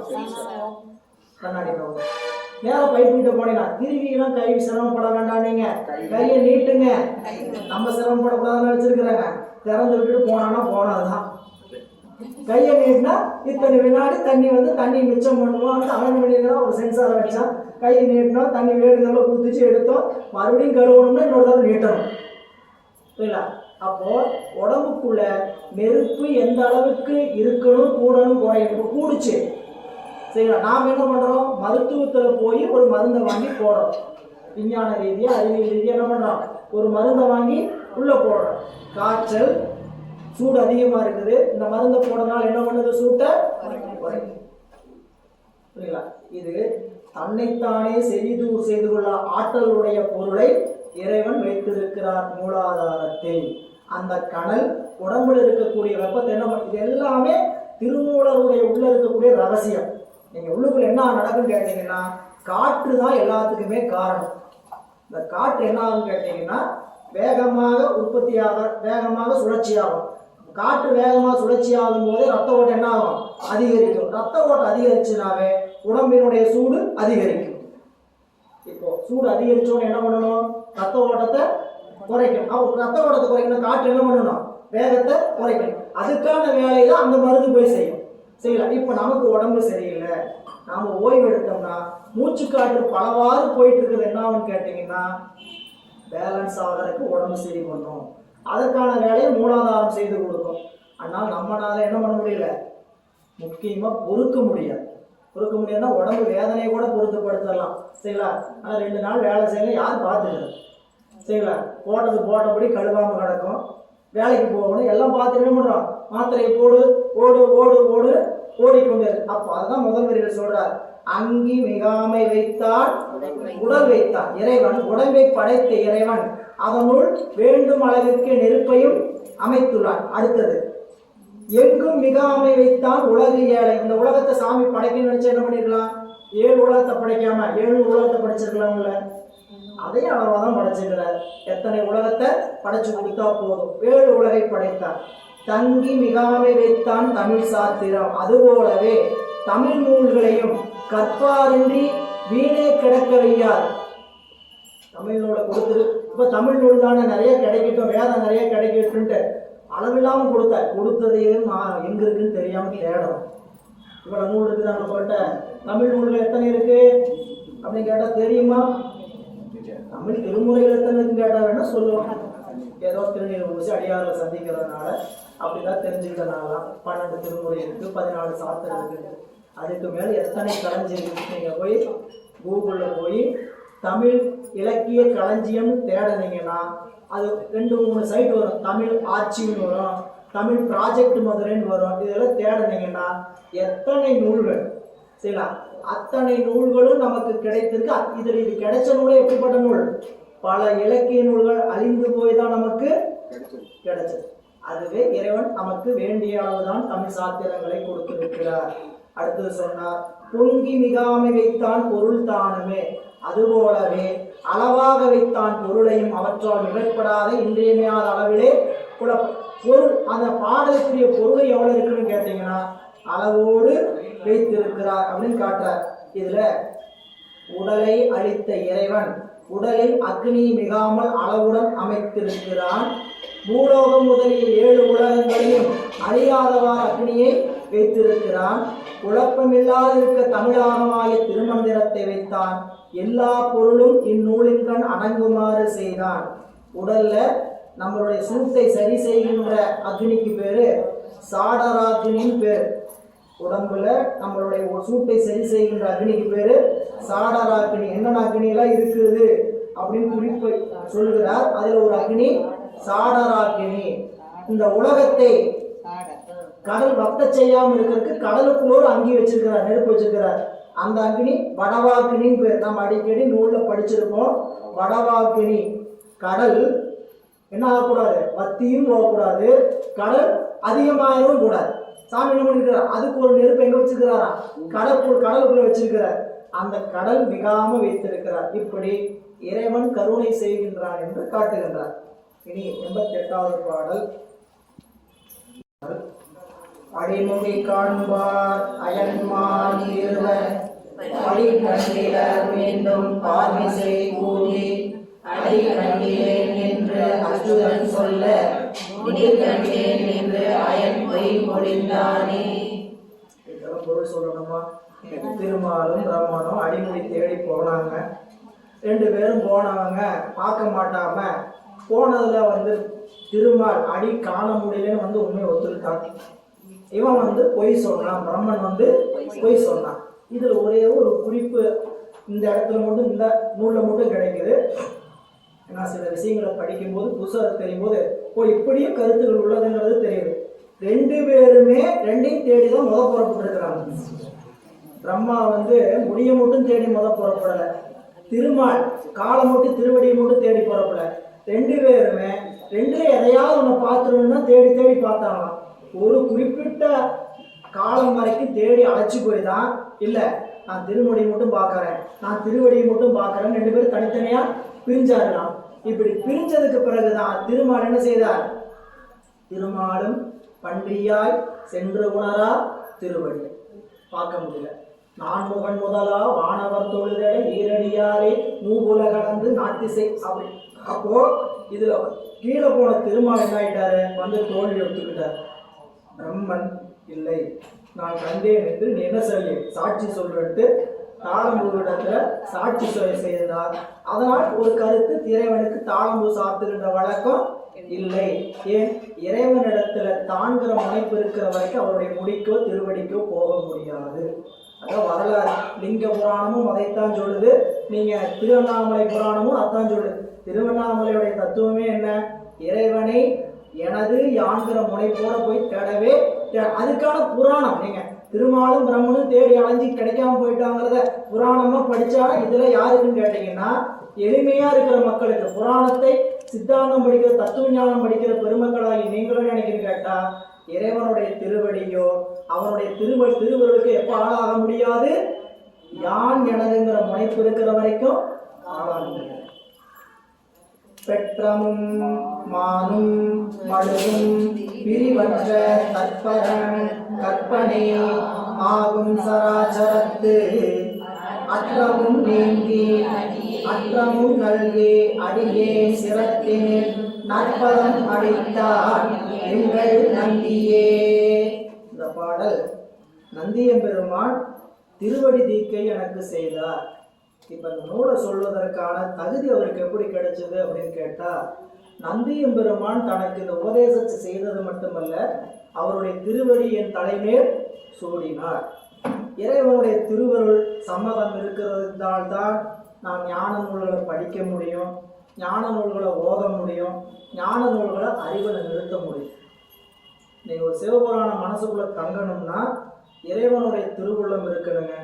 திருப்பத்தி சிவபுராணம் படித்த எல்லாத்தினாலையும் சிவபுராணத்தை மனப்பாடமாக வச்சுக்க முடியுமான்னு கேட்டால் முடியாது. சொல்ல சொல்லுவாங்க, புரியுங்களா? தனியாக சொல்லுன்னா என்ன பண்ண மாட்டாங்க, சொல்ல மாட்டாங்க. ஏன்னு கேட்டால் அறிவுக்குள்ளே அவ்வளவு கசடு நம்ம இடத்துல இருக்குது. நீங்கள் அதை நீங்கள் கஷ்டமாக நினச்சிங்கன்னா ஒன்றும் பண்ண முடியாது. நம்ம அறிவுக்குள்ளே குற்றம் இருக்கிற வரைக்கும் திருவருள் நிரம்பாது, சரிங்களா? நீங்கள் தெருவில் குப்பை எடுக்கிறவங்க வர்றாங்க, 4 நாளைக்கு வரல, என்ன இருக்கும்? குப்பை தொட்டி நிறைஞ்சிருக்கும், அப்புறம் நாரி போயிருக்கும். இதை எப்படியாவது அகட்டணும்னு ஆசை வருமா வராது நம்மளுக்கு? இதை காலி பண்ணாதான் மறுபடியும் குப்பை போட முடியும்னு தெரியுமா வேண்டாமா? நாம அதுபோல இங்க இருக்கிற குப்பை நமக்கு வேண்டாதது முதல் நீக்கணும், மறுபடியும் குப்பை சேராம பார்க்கணும்னு அறிவுக்குள்ள வரும். அந்த குப்பை போடணும், மறுபடியும் போடுறதுக்காக தேவை. இந்த குப்பை மறுபடியும் சேரக்கூடாதுன்னு பார்க்கணும் அறிவுக்குள்ள. அப்போ அந்த அந்த நினைப்பு எப்போ வரும்னு கேட்டீங்கன்னா குருவர்களோடு சம்பந்தப்பட்டு நம்ம அறிவை வச்சுக்கணும். இந்த பயணம் எப்படி இருக்குன்னு கேட்டீங்கன்னா குருநாதனன்றி என்னுடைய அறிவு விளங்காது, திருவருளை அன்றி ஒருபோதும் என் அறிவு தலைப்படாது. தீட்சையை பற்றி பார்க்கும்போது தீட்சைன்னா ரொம்ப கஷ்டமான விஷயம் நினச்சிட்டு இருக்கக்கூடாது. கஷ்டம்தான், சரிங்களா? கஷ்டமே என்னதுன்னு கேட்டீங்கன்னா செஞ்சு பழகிற வரைக்கும், புரியல? இதை வாங்கிட்டா நமக்கு ஆபத்து வந்துடும். தீக்கை என்பது தீமையை கெடுத்து நன்மையை கொடுப்பதுனால அதுக்கு பேர் என்னங்க? தீக்கை. தீ எடுப்பது, கை கொடுப்பது. தீனா எடுப்பது, கையினா கொடுப்பது. வடமொழியில தீட்சை, சையினா விளக்குவது, தீனா வழங்குவது, அங்க பொருள். இப்ப தீட்சா அப்படின்னு சொல்லுவாங்க. அப்போ தீக்கை வழங்குகின்ற, தீக்கை பெறுகின்ற நினைப்பு எத்தனை பேருக்கு நமக்கு அறிவுக்குள்ள எட்டும்? என்ன செய்யும் தீட்சை? என்ன செய்யும் அப்படின்னா நம்ம அறிவுக்குள்ள இருக்கிற குற்றத்தை மந்திரம் சென்று கழுவி கொண்டு இருக்கும். இந்த மந்திரத்தை நான் இப்பயும் தானே சொல்றேன், இப்பயும் நான் அஞ்செழுத்து. அவர் என்ன புதுசா சொல்ல போறாரு? குருநாதர் வந்தாரு, வந்து என் காதல் என்ன பண்ணுவாரு? மந்திரத்தை உபதேசமா சொல்லுவார். அந்த உபதேசத்தை வாங்கி நான் என்ன சொல்ல போறேன்? அவர் ஓம் நம சிவாயன்னு சொல்லியிருக்கலாம், ஓம் சிவாய நமன்னு சொல்லியிருக்கலாம். இதைத்தானே நானே இப்ப சொல்லிட்டு இருக்கிறேன். அப்படி சொல்கின்றது மந்திரம் ஆகாது. என்னங்க இப்படி சொல்றீங்க அப்படின்னா நம்ம ஐயா ஞானாசிரியர் ஐயா சொல்ற மாதிரி தான். நீங்க ஒரு நல்லா ஜெராக்ஸ் ஒரு 500 ரூபா நோட் எடுத்துக்கங்க, புரியுங்களா? கடையில் போய் கலர் ஜெராக்ஸ் எடுத்துக்கங்க, புரியுங்களா? அதில் உங்கள் கையெழுத்து போட்டால் செல்லுமா? இல்லை. நீங்கள் ஜெராக்ஸ் ஏற்கனவே கையெழுத்து போட்டிருக்கோம், புரியுங்களா? நீங்கள் அதே மாதிரி ஒரு வடிவமைச்சு பிரிண்ட் ஓட்டுறீங்க, சொல்லி கொடுக்குறேன். நீங்கள் கலர் புரிஞ்சுக்கிறதுக்காக சொல்லணும்னா அந்த கையெழுத்தை நீங்கள் போடுறீங்க, கவர்னர் அப்படின்னு கையெழுத்தை பச்சைங்கிலேயே போடுங்க, சரிங்களா? செல்லுபடியாகுமா? செல்ல. ஏன் செல்லாது? நமக்கு அந்த தகுதி இல்லை, புரியல? அப்போ இன்னொரு வகையில் சொல்லணும்னா நமக்கு வண்டி ஓட்ட தெரியும், சரிங்களா? நானே ஓட்டுநர் உரிமை வாங்கிக்கலாமா? நானே இப்போ தயாரிச்சு பண்ணிக்கலாமா? போகணும், ஆர்டிஓவில் போய் 8 போடணும், 16 போடணும், அவர் நிறுத்துன்னு சொல்கிறத நிறுத்தணும், ஓட்டுன்னு சொல்கிற இடத்துல ஓட்டணும், வண்டி ஆஃபாக ஓட்டணும், சரிங்களா? அவருக்கு ஏதாவது பண்ணணும், எத்தனை வேலை இருக்குது. இதெல்லாம் வாங்க. இப்போ நான் வண்டி ஓட்ட தெரிஞ்சாலும் அந்த வண்டி ஓட்டத்துக்கான அனுமதி அதிகாரம் எங்கிறது வழங்கப்படுகிறது. அப்போ மந்திரன் ஆகாது. நாம குருநாதர்கிட்ட உபதேசம் பெறுகிற வரைக்கும் அது இறைவனுடைய நாமமாக மட்டுமே அமையும் என்பது அறிவுல ஆழமா வைங்க. எப்போ நீங்க இன்னும் எத்தனை காலம் இதையே சொல்லி நாம பயந்துக்கிட்டு நான் தீட்சை வாங்கலாமா வேண்டாமா, எனக்கு தகுதி இருக்கா, இதை வாங்கினா என்ன செய்யலாம் செய்யக்கூடாது, எத்தனை காலம் இப்படி யோசிச்சுட்டு போறது? இதை வாங்கினால் நன்மைதான் விளையுமே தவிர இறைவன் ஒருபோதும் நமக்கு இதனால தீமை செய்ய மாட்டான் நம்பணும் முதல், சரிங்களா? நீங்க பல இடத்துல போய் பார்த்தீங்கன்னா தான் தெரியும். பெண்கள் முதல் கொண்டு சிவதீக்கப்பட்டு நாள்தோறும் பூசணை செய்யறவங்க அவங்க என்னமோ 60 வயசு 70 வயசுல வாங்கி அப்படியே துறவிகள் ஆயிட்டவங்கனாலதான் எல்லாத்தையும் விட்டுட்டாங்க, வாங்கிட்டாங்கன்னு நினைச்சுக்காதீங்க, சரிங்களா? இளமையில 5 வயது குழந்தையிலிருந்து பூசை செய்கிறது. நாங்க 10 வயசுல பூசை செஞ்ச குழந்தைங்க இன்னைக்கு திருமணமாகி குழந்தைகளோட இருக்கக்கூடியது இன்னைக்கு பூசை செஞ்சுக்கிட்டு இருக்கிறாங்க, சரிங்களா? இந்த காலத்தில் நம்ம 10 வயதில் பார்த்த குழந்தைகள்லாம் பூசணி அப்போ வாங்கினவங்க, இப்போ அவங்கெல்லாம் திருமணமாகி குடும்ப வாழ்க்கையில் எல்லா நல்லது. இப்போ அவங்கெல்லாம் ஏதாவது தீமை அடைஞ்சிட்டாங்களா, துன்பம் அடைஞ்சிட்டாங்களா? இதை கண்கூட நீங்கள் பார்க்கணும். பார்த்தீங்கன்னா தான் தீட்சை நமக்கு நன்மை தான் செய்யுமே. இறைவனோட மந்திரத்தை குருநாதத்தை வாங்கி சொல்றதுனால நமக்கு தீமை விளையும்னா என்ன சொல்றது அறியாமை. சரிங்களா? நம்ம என்ன நினச்சிக்கிறோம், ஒரு சப்பக்கட்டு, எங்கள் வீட்டில் சூழல் சரியில்லை, நாங்கள்லாம் வாங்கி செய்யறதுக்கு தகுதி, இப்படி நினச்சிக்கிறோம். ஒரே ஒரு விண்ணப்பத்தை இறைவன் வச்சுக்க.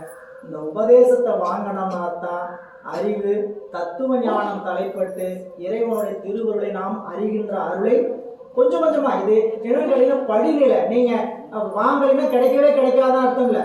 இன்னொரு பிறவியில அது நடக்க போகுது. இன்னொரு பிறவியில தீக்கை மட்டும்தான் முக்திக்கு வழி நினைச்சக்கூடாது. தீக்கையும் முக்திக்கு வழி. தீக்கை மட்டும்தான் முக்திக்கு வழி இல்லை, தீக்கையும் முக்திக்கு வழி. அப்ப அதை வாங்குறதுக்கு ஏன் காலந்தால்? அதாவது இந்த ஊருக்கு போய் தான் கண்டிப்பா அங்க ஊருக்கு போன திருக்கைலாயத்துக்கு போனா அந்த ஊருக்கு போகாமே பிளான் பண்ணிட்டு இருப்பாரு. சரிங்களா? இதெல்லாம் நீங்க நான் சும்மா எளிமையா புரிஞ்சுக்கிற மாதிரி சொல்றேன். மாவாடியத்துல சிவஞான முனிவர் திருக்கைலாயம் போகணும்னு முடிவு, இமயமலைக்கு போகணும்னு முடிவு பண்ணிட்டீங்கன்னா அதுக்கு இருக்கக்கூடிய 4 பாதையில எந்த பாதையில போனீங்கன்னாலும் கடைசியில போகிற பாதைக்கு போயிட்டு தானே போக முடியும். திருக்கோயிலுக்கு போகணும்னு போறோம், ஒரு கோயிலுக்கு அண்ணாமலையாரை சுத்திட்டு வரீங்க, அண்ணாமலையார சுத்தினீங்க, அங்க அண்ணாமலையார் கடைசியா பாக்குறது கொடிமரத்துக்கு போனீங்க, 4 வாசல் இருக்கும். 4 வாசல் எந்த வாசல் வேணும்னா அண்ணாமலையார் பார்க்க போகலாம். கடைசியா அண்ணாமலையார் பார்க்க போனா எங்க போய் ஆகணும்? கடைசி ஒரு வாசல் இருக்கு, அதுல தானே போய் ஆகணும். அதுபோல ஞானத்தை பெற்றாருடைய தீக்கை, அதாவது ஞானத்தை பெற்றாருடைய முத்தி பேற்றை பெறணும். சரி, இங்க வந்துட்டீங்கன்னா இந்த திருவடி தீக்கைக்கு தான் அவ்வளவு தூரம் சொன்னேன். நிறைய தீக்கைகளாக இருக்குது. குருநாதன் செய்கின்ற தீக்கைகள் ஒன்று திருவடி தீக்கை, நயன தீக்கை, ஸ்பரிச தீக்கை, வாசக தீக்கை, மந்திர தீக்கை, உபதேசம் என்று சொல்லி பலவாறு இருக்குது. அதுல ஒரு தீக்கை திருவடி தீக்கை. திருவடி தீக்கைங்கிறதும் எல்லாருக்கும் கொடுக்கறது இல்லை. நம்மளுக்கு குருநாதன் தொடுவார், பார்வையாளர் பார்ப்பார், காதல் மந்த, இது எல்லாமே எல்லாருக்கும் உரியது. ஆனால் திருவடி தீக்கை என்பது எல்லாருக்கும் உரியதல்ல. சரிங்களா? அது பக்குவமுடைய ஆன்மாக்கள் என்று அவர் உள்ளத்துல பூசையில இறைவன் யாரை உணர்த்தி இருக்கிறாரோ அவங்களுக்கு மட்டும்தான் கொடுப்பார். சரிங்களா? அதெல்லாம் நடைமுறையில் நீங்க விரிந்து போகும்போது பார்ப்பீங்க. இங்க தான் இந்த நூல் செய்வதற்கு என்ன துணை நடந்ததுங்கிறது காரணம் சொல்றாரு. பெற்றமும் மானும் மழுவும் பிரிவற்ற கற்பரன். இது யாரு? நந்திய பெருமான். பெற்றம்னா விடைவாகனம், மான் கையில் ஏந்தி இருப்பது, மழு கையில் ஏந்தி இருப்பது, இவற்றை தன்னுடையத்தில் பிரியாமல் வைத்திருக்கக்கூடிய தற்பரன். இந்த தற்பரன்னா இது சிவபெருமான சொல்லதான் நினைச்சக்கூடாது. இது யாரு? நந்திய பெருமான். இந்த நந்திய பெருமான் எப்படிங்க சிவபெருமான் போல வடிவம் இருக்குமான்னு கேட்டா ஆம், அவர்கள் எல்லாம் இறைவனைப் போலவே சாரூபம் பெற்றவர்கள். 4 தோள், கையில் மான் மழு, இவற்றையெல்லாம் உடையவர்கள். சிவபெருமானைப் போலவே உருவம் உடையவர்கள், சிவபெருமான் அல்ல. இதையெல்லாம் படிக்கிறதுக்கு தான் சித்தாந்தம். நீங்கள் பெரிய புராணத்தில் ஒரு பகுதியில் சொல்கிற சேக்கிழார் பெருமான் திருமலை செருக்கத்தில் அங்கே எத்தனை இறைவன் இருந்தார்னா பல தேவர்கள் இருந்தாருங்கிற. எப்படி இருக்க முடியும்? சிவனைப் போல உருவம் பெற்றவர் திருக்கைலாயத்தில் பலரும் உலாவிட்டு இருப்பாங்க. போய் குழம்பிடாதா? நீங்கள் சிந்திச்சு பாருங்க, குழம்பிடாதா? குழம்புறதுக்கு ஒருத்தர் பார்த்துக்கிட்டு பேசிக்கிட்டே உட்காந்துட்டு இருப்பாங்க. நீ என்ன மாதிரி இருக்கிற, நான் உன்ன மாதிரி இருக்கிறேன் அப்படின்னு சொல்லி எல்லாம் பார்த்துட்டு பேசிக்கிட்டே இருக்க போகிறாங்க. அப்படிலாம் இல்லை. சிவத்தை நினைந்து சிவானந்தத்தில் மட்டும்தான் இருப்பாங்க. வேற அவங்களுக்கு அங்கே வேலைகள் எல்லாம் இல்லவே. சரிங்களா? இப்போ நான் புரிஞ்சுக்கிற மாதிரி சொன்னேன். எந்திரம் படத்தில் அப்படியே 1000 எந்திரம் ஒரே மாதிரி அப்படி படம் எடுத்துக்கிட்டு அப்படியே நடந்து போகும்போது அதில் ஒருத்தரை மட்டும் கண்டுபிடிச்சி சாமிக்கு தெரியுமா தெரியாது. சரிங்களா? இதெல்லாம் நாம் இன்றைய காலத்துக்கு தகுந்த என்ன பண்ணணும்?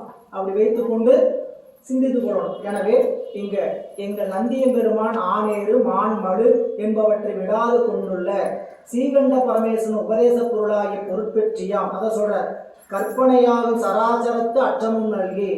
அப்படிப்பட்ட நந்திய பெருமான் எனக்கு என்ன செய்தார்னு கேட்டீங்கன்னா, உபதேச பொருளாகிய பொருள், அதனுடைய தன்மை, மறைபொருளையும் எனக்கு விளக்கி.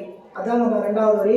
கற்பனையாகும் சராசரத்து அற்றமும் நல்கினா சீகண்ட பரமேஸ்வராகிய நந்திய பெருமான் எனக்கு என்ன செய்தார்னு கேட்டீங்கன்னா, இந்த உலகத்தையும் உலகத்தில் இருக்கிற பொருள்களை பற்றியும் அதனுடைய தன்மையை பற்றி எனக்கு சொன்னார்.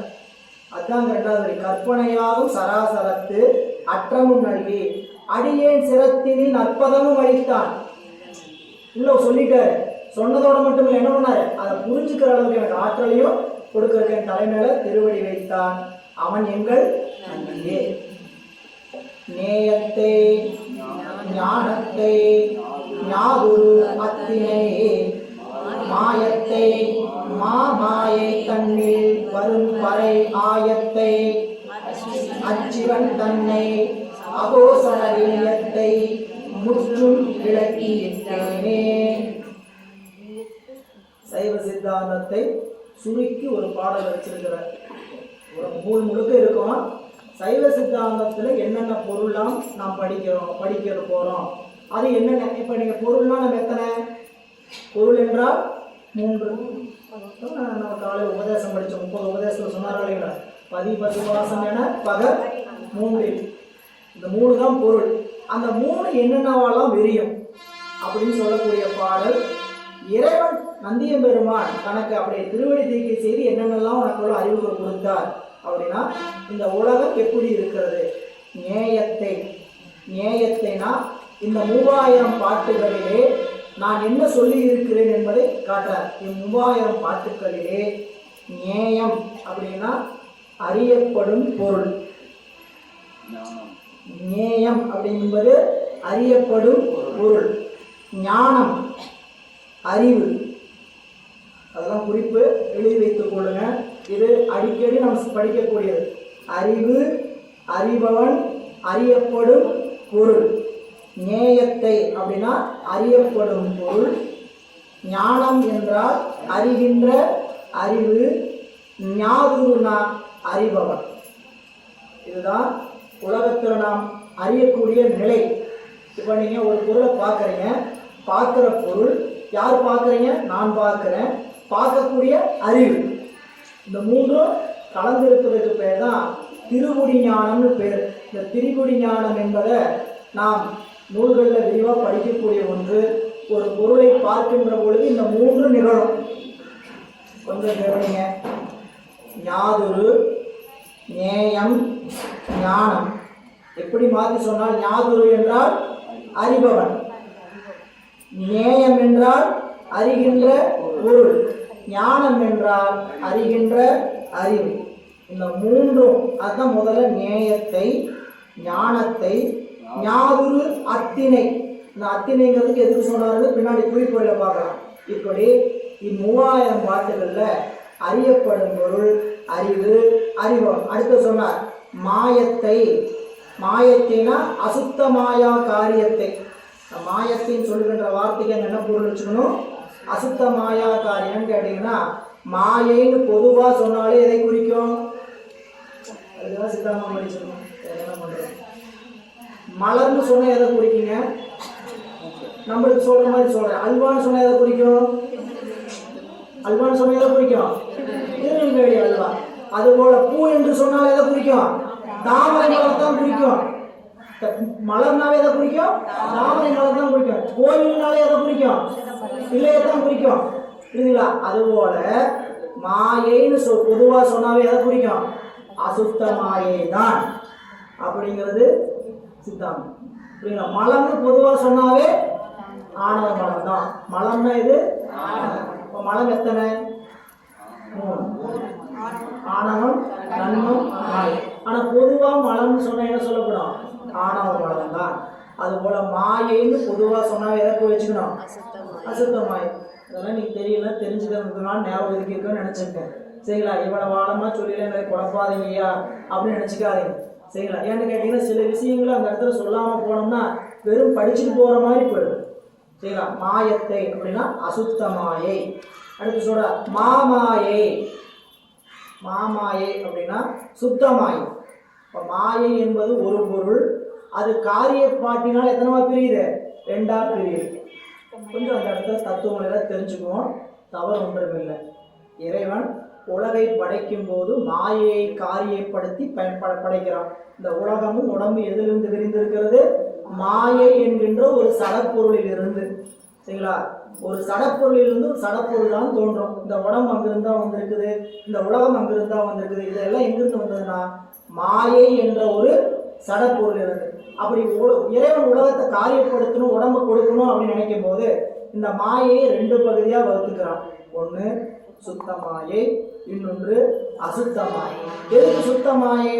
அந்த இடத்துல ஆணவ மலம் எல்லாம் கலப்பில்லாம தான் தொழில் செய்வதற்கான நிலைக்களமாக கொள்கிறான் இறைவன். இப்போ புரிஞ்சுக்கிற மாதிரி சொல்லணும்னா, ஃபேக்ட்ரி, தோல் ஃபேக்ட்ரி, கழிவு ஃபேக்ட்ரி, கழிவு ஆலை, சரிங்களா? அதில் அதை நிர்வகிக்கிற முதலாளி எப்படி இருப்பார்? கழிவு உட்காந்துட்டு இருப்பாரா? கழிவு தொழிற்சாலை அவர் எப்படி இருப்பாரு? அதை நிர்வகிக்கிறதுக்கு அவரே உட்காந்துருக்கிறாரு. ஒரு குளிர் சாதன ஆலையில ஏசியில் உட்காந்து என்ன பண்றாருங்க?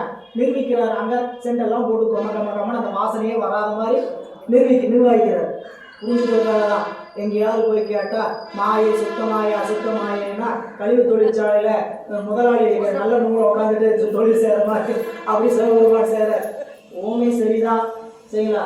இதெல்லாம் நூலில் வேற மாதிரி ஊமை இருக்கு. அந்த நூலில் சொல்லப்பட்ட ஊமை சொல்லிட்டு பிரச்சனை இல்லை. இன்றைய காலத்துக்கு என்ன பண்ண வேண்டியது அப்படின்னு கேட்டீங்கன்னா, சில செய்திகளை நமக்கு அறிவுக்கு விளங்குற மாதிரி சொல்ல வேண்டியது, சரிங்களா? அப்போ ஒரு தொழிற்சாலை நிர்வகிக்கக்கூடிய ஒரு தலைவர், அவனுடைய நிறுவன தலைவர் என்ன செய்யறார்? அந்த தொழிற்சாலைக்குள்ள நிலை வேறவாறு இருந்தாலும் தன்னுடைய நிலை தனித்தன்மையா விளங்குற மாதிரி ஒரு இடத்தை அமைச்சுக்கிட்டு தான் தொழிற்சாலையை நிர்வகிக்கிறார். அதுபோல இறைவன் இந்த உலகம் எப்படிப்பட்டது? அசுத்தமுடையதாக படைக்கிறார். இது முழுக்க முழுக்க அசுத்தம்னா என்ன?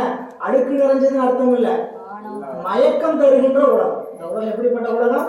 மயக்கம் அந்த மயக்கம் தருகின்ற உலகத்தை படைத்து நமக்கு கொடுக்கின்ற இறைவன் மயக்கம் இல்லாமல் இருக்கக்கூடிய ஒரு இடத்துல இருந்து தான் நிர்வகிக்கிறார்.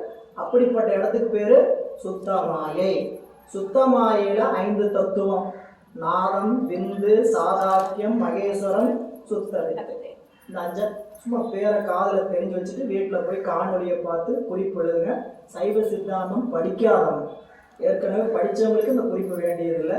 படிக்க ஏன்னா ஏற்கனவே உண்மை வழக்கம் படித்தவங்களுக்கு இதெல்லாம் வளைச்சி எடுத்துருப்பாங்க. இதை போய் மறுபடியும் நீங்கள் என்ன பண்ண வேண்டியதில்லை, பார்க்க வேண்டியதில்லை. இது சுத்தமாயை 5. மாயை 2 கோடு பிரியும். சுத்தமாயை 2 கோடு பிரியுதுன்னா மாயை 2 அல்ல, மாயை 1 தான். மாயையினுடைய ஒரு பகுதி சுத்தமாயை, ஒரு பகுதி அசுத்தமாயை. சுத்தமாயினா சிவப்பு குண்டுமணி மாதிரி, அசுத்தமாயினா கருப்பு குண்டுமணி மாதிரி. தங்கத்தை வாங்கும்போது குண்டுமணி பார்த்துருக்கீங்க, ஒரே பக்கத்துல சிவப்பு குண்டு இருக்கும், கருப்பு குண்டு. அது மாதிரி சுத்தமாயை என்பது சிவப்பு பகுதி போலவும் அசுத்தமாயை கருப்பு பகுதி போல, ரெண்டும் வேறு வேறு அல்ல, சரிங்களா? இறைவன் இந்த இடத்துல சுத்தமாயில தான் தொழில் பண்றதுனால இங்க ஆணவ மல கலப்பை இல்லாம வச்சுக்கிறார். அசுத்தமாயை என்கின்ற பகுதியில ஆணவ மல கலப்பு வச்சுக்கிறார். சுத்தமாயில 5 தத்துவம். என்னென்ன தத்துவம்? நாதம், விந்து, சாதாக்கியம், மகேஸ்வரம், சுத்தம். இனி அசுத்தமாயை எடுத்துக்கிட்டீங்கன்னா அதுல வித்யா தத்துவம் 7. மாயை, மாயை என்பது அங்க என்னங்கிறது விரிவு நீங்க நூலுக்குள்ள பாத்துங்க. மாயை, காலம், நியதி, கலை, வித்தை, அராகம் இவையெல்லாம் சேர்ந்த உயிரினுடைய கூட்டம் உருளம். இதுல இருந்து பிரகிருதி மாயை பிரிது 24 தத்துவம். சித்தம், அகங்காரம், புத்தி, மனம் என்று சொல்லக்கூடிய அந்த கரணங்களும் அவற்றிலிருந்து மனம் முதலிய கருவியோடு கூடி ஞானேந்திரியம் 5, கண்மேந்திரியங்கள் 5, தன்மாத்திரை 5, பூதங்கள் 5 என்று 24 கருவிகளோடு 36 தத்துவங்களை இறைவன் விரிக்கிறார். இந்த பாடல 2வது வரியில மாயத்தை சொன்னதை அசுத்தமாயை 31 தத்துவங்களையும், மாமாயை என்று சொன்னது சுத்த தத்துவம் 5ஐயும் என்பதை நினைவில் கொள்ளுங்கள். அப்புறம் தன்னில் வரும் பறை ஆயத்தை, அதிலிருந்து தன்னில் வரும் பறை ஆயத்தினா இவற்றுக்கெல்லாம் மேலாக இருக்கக்கூடிய பரம்பொருளாகிய சிவன் என்று சொல்லப்படுகின்ற வாக்கு மனங்கள் கெட்டாத முதல்கள் ஆகிய அனைத்தின் இயல்பையும் ஒற்ற கூறுவேன். அதான அதுக்கப்புறம் வர அத்தனையும். மாமாயை தன்னில் வரும் பறை ஆயத்தை அச்சிவன் தன்னை அகோசர வெய்யத்தை முற்றும் விளக்கியிருக்கேனே. அப்போ இந்த பாடல்ல இறைவனுடைய சொரூபமும் சொல்லப்பட்டிருக்குது, இறைவனுடைய தடத்தமும் சொல்லப்பட்டிருக்கு. இதையெல்லாம் அங்கங்க ஒரு கோடு போட்டு சும்மா சின்ன குறிப்பா எழுதி வச்சுங்க. நேயம் என்பது தடத்த சிவம், நேயம் என்பது தடத்த சிவம். அந்த அதே பாடல்ல 3வது வரல அச்சிவன் தன்னை அப்படின்னு சொல்லிக்கிறாங்க. அது இறைவனுடைய சொரூபத்தை.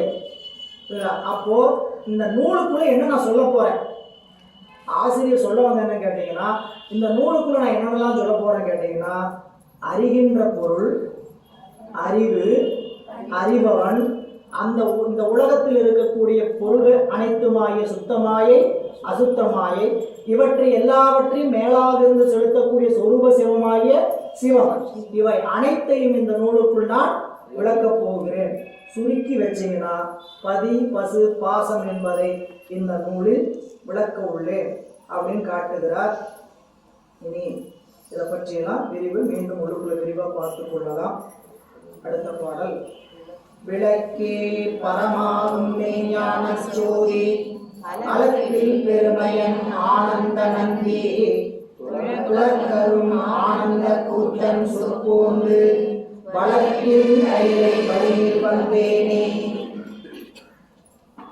இந்த மேலே சொன்ன அனைத்தையும் விளக்கிங்கிறதுக்கு பொருள்னு கேட்டீங்கன்னா, மேலே பாடலில் சொல்லப்பட்ட அனைத்தையும் விளக்கி, எதுக்கு விளக்கி என்ன பண்ண போறேன், பரமாகும் மெய்ஞான ஜோதி அளப்பில் பெருமையன் ஆனந்த இவை அனைத்தையும் விளக்கி சிவபெருமானது உபதேச முறையில் இந்த பாடல் எப்படி கொண்டு போகுதுன்னு எழுதிக்கிங்க. விளக்கி முதல் ஒன்று விளக்கி, ரெண்டாவது ஆனந்த கூட்டம் சொற்போம், மூணாவது வரியில் இருக்கு பாருங்க, அதை ரெண்டாவது எடுக்கணும்.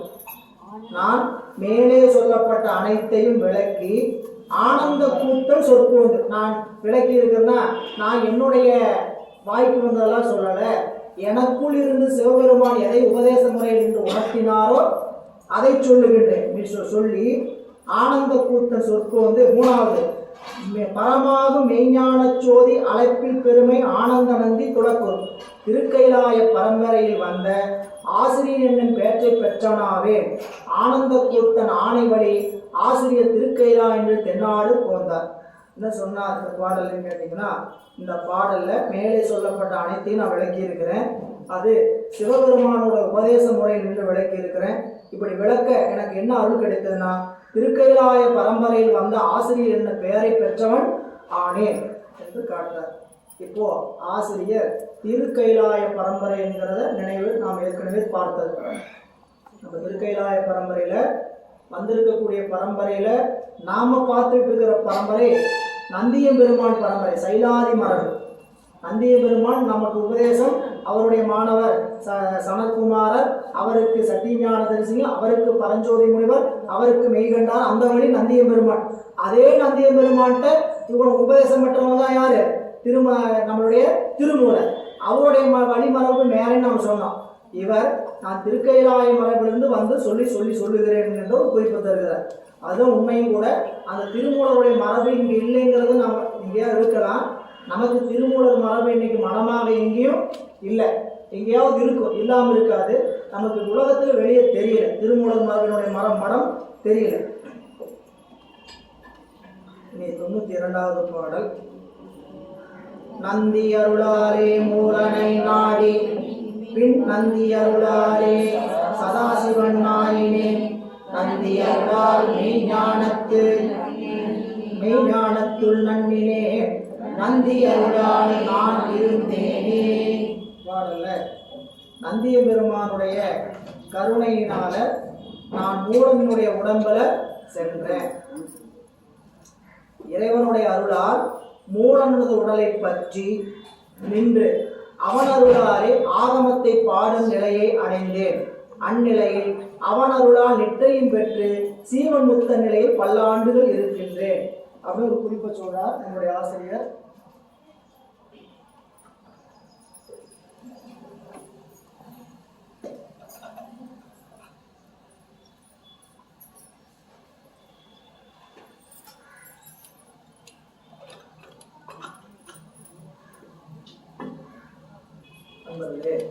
சிவபெருமானது திருவருளால் மூலனது உடலை பற்றி, அதான் முதல் வரி, நந்தி அருளாலே மூலனை நாடி. இப்ப முதலே சொல்லிட்டாரே, நந்தி அருளால் வரலாற்றை சொன்னாரா இல்லையா? நந்திய திருமூலரது வரலாற்றை சொல்லுங்கன்னு சொன்னாரு.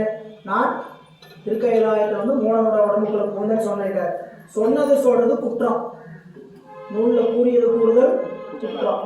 இங்க எதுக்காக சொல்றாருன்னு கேட்டீங்கன்னா, அதை சொல்லி வழிமொழிகிறார். என்ன வழிமொழிகிறார்னா, நான் அடுத்து சொல்ற செய்திக்கு இது தெரிஞ்சால் தான் நீ தெரிய முடியும். இப்போ நம்மளுக்கு புரிஞ்சுக்கிற மாதிரி சொல்லணும்னா, அன்னைக்கு சொன்ன வகுப்புல நான் வராமல் போயிட்டேன், அந்த வகுப்புல வராமல் போயிட்டேன். வந்து இன்னைக்கு என்ன தெரியணும், நந்தி உடம்புல வந்த மூலம் உடம்புல வந்தங்காட்டி தான் இந்த நூலை நான் சொல்லுகிறேன் இறைவன் அருளாங்கிற மறுபடியும் விளக்குறேன்.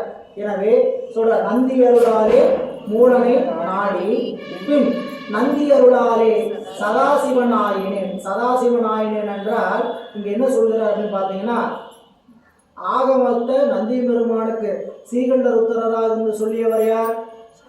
நந்திய பெருமான் இல்லையா? நந்திய பெருமானுக்கு தான் சீகண்டர் உத்தர சொன்னார்.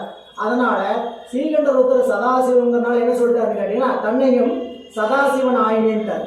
இந்த சொல்றதுனால அதை சொல்ற. இது சொல்வது அவங்க நம்மளை போல புகழ்ச்சிக்காக சொல்றதில்லை. இதெல்லாம் குறிப்புரையில உரையாசிரியர் கொடுக்கிறார். இது ஏதோ தற்புகழ்ச்சி நினைச்சுக்காதீங்க, அவரை தன்னைத்தானே சதாசிவன் சொல்லிட்டார் அப்படிங்கிறதுக்கு. அதுக்கு காரணம் சொல்றார், உலகம் உய்தல் காரணமாக அருளாளர் இங்ஙனம் பட்டாங்கு கூறுவனவற்றை நம்மனோர் சொற்கோள தற்புகழ்ச்சி என்று கூடாமை அறிக. சரி, மூலனை நாடி பின் நந்தி அருளாலே சதாசிவனாயினேன். நந்தி அருளால் மெய்ஞானத்தில் மெய்ஞானம் என்பது என்ன? நெட்டை கூடினேன். நெட்டை கூடி இந்த உடலோடு பல்லாண்டுகள் இருந்தேன். நந்தி அருளாலே பல்லாண்டு நான் இருந்தேனே என்று சொல்கின்றார். அதனால இந்த நூலை அவர் எந்த நிலையிலிருந்து செய்திருக்கிறார் என்ற குறிப்பு இந்த பாடல். இந்த பாடல் எதுக்குன்னு கேட்டீங்கன்னா, ஆசிரியர் நம்மளை போல அறிவு கொண்டு இந்த நூலை செய்யல. எப்படிப்பட்ட அறிவுல செஞ்சிருக்கிறார்? இறைவனுடைய திருவருள் விளங்கி தோன்றுகின்ற நூல். அதுக்குத்தான் நமக்கு தொல்காப்பியத்திலும் சரி, திருக்குறளிலும் சரி, நிறைமொழி நிறைமொழி மாந்தர் ஆணையில் கிளர்ந்த மறைமொழிதானே மந்திரம். அவங்க சொன்னது ஏன் மந்திரம் ஆகுது அப்படின்னு கேட்டீங்கன்னா, அவர்கள் இறைவனை தன்னுடைய அறிவில் நிறைத்திருப்பதனால் அந்த மொழி வெளிவருகிறது. நம்மளை போல எளிமையா நம்மளை போய் எழுதுன்னு சொன்னா கூட எழுத முடியாது. நீங்க இலக்கணம் படிச்சிருங்க, நல்லா தமிழ் படிச்சிருங்க, பாட்டு எழுதுங்கன்னு சொல்றோம். பாட்டு எழுதுனா ஒரு பாட்டு எழுதுனா எத்தனை தடவை கசக்கி தூக்கி எறிவுன்னு தெரியும், சரிங்களா? இது அத்தனை பொருத்தமும் இருப்பது, இலக்கண பொருத்தமும் இருப்பது, இலக்கிய சுவையும் இருப்பது, அதோட கருத்துக்களை ஆழமாக கொண்டு இருக்கக்கூடியது. எப்படி வருது? நான் உங்களுக்கு வழக்கமாக பெரிய புராணத்தில் சொல்கிறதான். பெரிய புராண வகுப்பு கேட்டிருக்கக்கூடியவங்களுக்கு தெரியும். இம்பிரான் திருஞான சம்பந்த பெருமானுடைய வரலாறு இப்போ நம்மளுக்கு அரூரில் இப்போ தான் துவங்கி இருக்கிறோம். இன்னொரு 2-3 வகுப்பு போச்சுன்னா அந்த இடம் வந்துடும், சரிங்களா? அதில் இம்பிரான் ஞான சம்பந்த பெருமானுக்கு 7 வயது உபநயனம் நடக்கிறது. உபநயனம் நடந்தோடனே உபநயனம் பூணூல் கல்யாணம் நடந்துச்சு. நடந்தோடனே மந்திர உபதேசம் செய்கிறார்கள் அவங்களுடைய மறையவர் கூட்டம் எல்லாம். அவர் மறையவர் குலத்தில் தோன்றியவர். அதனால் அவருக்கு மறை உபதேசம், வேதத்தில உபதேசம் பண்ணி எல்லா வேதங்களையும் உங்களுக்கு சொல்லியாச்சுன்னு மறையவர்கள்லாம் சொல்றாங்க. சரி, இந்த வேதங்களுக்கெல்லாம் ஆழ்ந்த பொருள் என்ன? இந்த மறைகளுக்கெல்லாம் ஆகமங்களுக்கெல்லாம் ஆழ்ந்த பொருள் என்ன? இப்போ நீங்க சொன்ன மந்திரங்களுக்கெல்லாம் மூலப்பொருள் என்னன்னு கேட்டார். எல்லாரும் அதுக்கு பதில் சொல்ல முடியாம தவிக்கிறாங்க. அப்போதான் ஞானசம்பந்த பெருமான் முந்தை முதல் மந்திரங்களுக்கெல்லாம் முதலாகும் முதல்வனார் எழுத்து அஞ்செழுத்துமே என்று பஞ்சாக்கர திருப்பதிகம் பாடுகிறார். துஞ்சலும் துஞ்சலில்லாத பொழுதிலும் என்கிற பதிகத்தை பாடி எல்லா நூல்களுக்கும் வேதங்களுக்கும் மந்திரங்களுக்கும் மூலமாக இருப்பது அஞ்செழுத்துதான் அப்படின்னு சொல்லி அவர் சொன்ன கருத்து அவங்க என்ன பண்ணாங்கன்னு கேட்டீங்கன்னா, இவ்வளவு ஞானத்தோடு இவர் சொல்கிறாரே, நமக்கு வேதத்தில் என்னென்னலாம் ஐயம் இருக்குதோ அத்தனையும் இவர்கிட்ட கேட்டுருவோம், நமக்கு ஆகமத்தில் என்னென்ன சந்தேகம் இருக்குதோ அத்தனையும் இவர்கிட்ட கேட்டுருவோம். அப்படி எல்லாம் கேட்டு தெளிந்தார்களாம். எல்லாம் கேட்டு தெளிந்தவர்கள் எல்லாரும் தெளிந்த போது அவர் சொன்னாராம், உங்களுக்கு அந்த அவங்க கேட்ட சந்தேகம் அதெல்லாம் கொஞ்சம் புரிஞ்சுப்பா கேளுங்க. அவங்க கேட்ட சந்தேகங்களுக்குலாம் விளக்கம் சொல்லிட்டார், இதுதான் சந்தேகம்ட்டு. அப்படி அந்த சொன்ன விளக்கம் உங்க அறிவுக்கு எட்டணும்னா 4 தூரம் 5 எழுத்து ஓதிட்டுவான்னு சொல்லி தான் பதிய மாட்டாங்க. நான் சொன்ன விளக்கம் உங்களுக்கு எட்டணும்னா நீங்க என்ன பண்ணுங்க, 4 தூரம் 5 எழுத்த ஓதிக்கொண்டு வருகன்னு உபதேசம் செய்யறாங்க. புரியல? ஒரு இடம். 2வது அந்த இடத்துல 7 வயதுல உபநயன நடனம் முடிஞ்சு அங்க தங்கி இருக்கிறார். அப்போ சுவாமிகள் வருகிறார், அவரை சந்தித்து முதல் சந்தித்து போயிடுறார். கொஞ்ச காலம் சீர்காழியில் இருக்கிறார். சீர்காழியில் இருந்த போது இறைவனுக்கு பல வகையான பதிகம் பாடுறார், சரிங்களா? ஒரு 30 பதிகங்களுக்கு பக்கமா பாடுறார். அந்த 30 பதிகத்தை போய் வீட்டில் படிச்சு பாருங்க. நான் சொல்ற கருத்து, ஞானசம்பந்த பெருமானுடைய மெய்ஞானம் எப்படிப்பட்ட மெய்ஞானம், அவங்களுடைய வாக்கு எப்படிப்பட்ட வாக்கு, எழுதுனா கூட எழுத முடியாத வாக்கு அந்த வாக்கு. இன்னைக்கு போய் நல்லா படிச்ச கவிஞரை ஒருத்தரை இப்படி ஒரு நூல் எழுதுனா எழுத முடியாது. நீங்க எல்லாரும் படிக்கக்கூடிய பதிகம் ஓரொரு வாயிலை. சரிங்களா? அந்த பதிகத்துக்கு பேர் என்ன? எழு கூற்று இருக்கை. 7 சொற்கள் வரிசையாக மாறி மாறி மாறி மாறி வரிசையை எண்ண அடிக்கிற எண்ண அலங்காரம். 1 2, அடுத்தது 1 2 3 2 1, அடுத்தது 1 2 3 4 4 3 2 1, 1 2 3 4 5 5 4 3 2 1, 1 2 3 4 5 6 6 5 4 3 2 1, 1 2 3 4 5 6 7 7 6 5 4 3 2 1. சொல்லுனா கூட முதல்ல என் நம்பரையே திருப்பி சொல்ல மாட்டேன். சரிங்களா? அதை பாட்டா வச்சிருக்கிறார். என்னட்டு ஒரு வாயினை மானாங்காரத்து ஏரியல் பாயோடு பின்முதல் பூதலம் ஒன்றிய 2 சுடர் உம்பர்கள் பெறவும் படைத்தளித்தளிப்பமும் முட்டிகளாயினை இருவரோடு ஒருவன் ஆகி நின்றனை போராணேலர் இருகால் வரையின் மூவிலை சூலம் நாற்கால் மான் மாறி 5 அலை அறவும் பாட 3 வரையும் படிக்கணும். நான் 96 வரை என்ன பண்ணோம் படிச்சு உங்களுக்கு வரிசையா நம்பர் போட்டு காமிச்சோம்னா அப்படியே கோபுர வடிவில் இருக்கும், ஒரு தேர் வடிவில் இருக்கும். இந்த பாடலை படிச்சு எழுதி பார்த்தீங்கன்னா எப்படி வரும்? 7 வயதுல நீங்க 50 வயதுல 40 வயதுல ஒரு கவிஞர் எழுதுறான்னு வச்சுக்கோங்க. 7 வயதில் ஒரு சிறுவன் இது எழுத முடிவதற்கான காரணம் என்ன? இறைவனுடைய திருவுரு ஞானம் இல்லைன்னா நிகழுமா? நான் உங்களுக்கு ஒரு பதிகம் தான் சொல்லியிருக்கிறேன். புரியுங்களா? பல பதிகம் அவனுடைய பதிகம் இப்படிப்பட்ட பதிகம். சரிங்களா? வழிமொழி திருவிராகம் ஒரு பதிகம், வழிமொழி திருவிராகம். புரியுங்களா? வழிமொழி திருவிராகம்னா பதிகம் முழுக்க என்னென்ன சொல் நம்மளுக்கு தமிழில் வராதோ அந்த சொல்லையெல்லாம் பாடியிருப்பார். நமக்கு என்னென்ன சொல் தமிழில் வராது? எல்லாம் சண்டை தான். லாவா லாவா லாவா லாவா அப்படி எல்லா லாவும் லொலன்னு லா சொல்லணுன்னா எல்லா லாவும் லொலன்னு வரும். சரிங்களா? இந்த லாவை எப்படி உச்சரிக்கணும்? அந்த பதிகத்தை படிக்கணும். வழிமொழி திருவிராகம்னு அந்த பதிகத்துக்கு பெயர். சுரருலகன் அரகல் பயிர்த்தார் அணிதளமோ ரணாளிய அரணமதிமோ புறவே.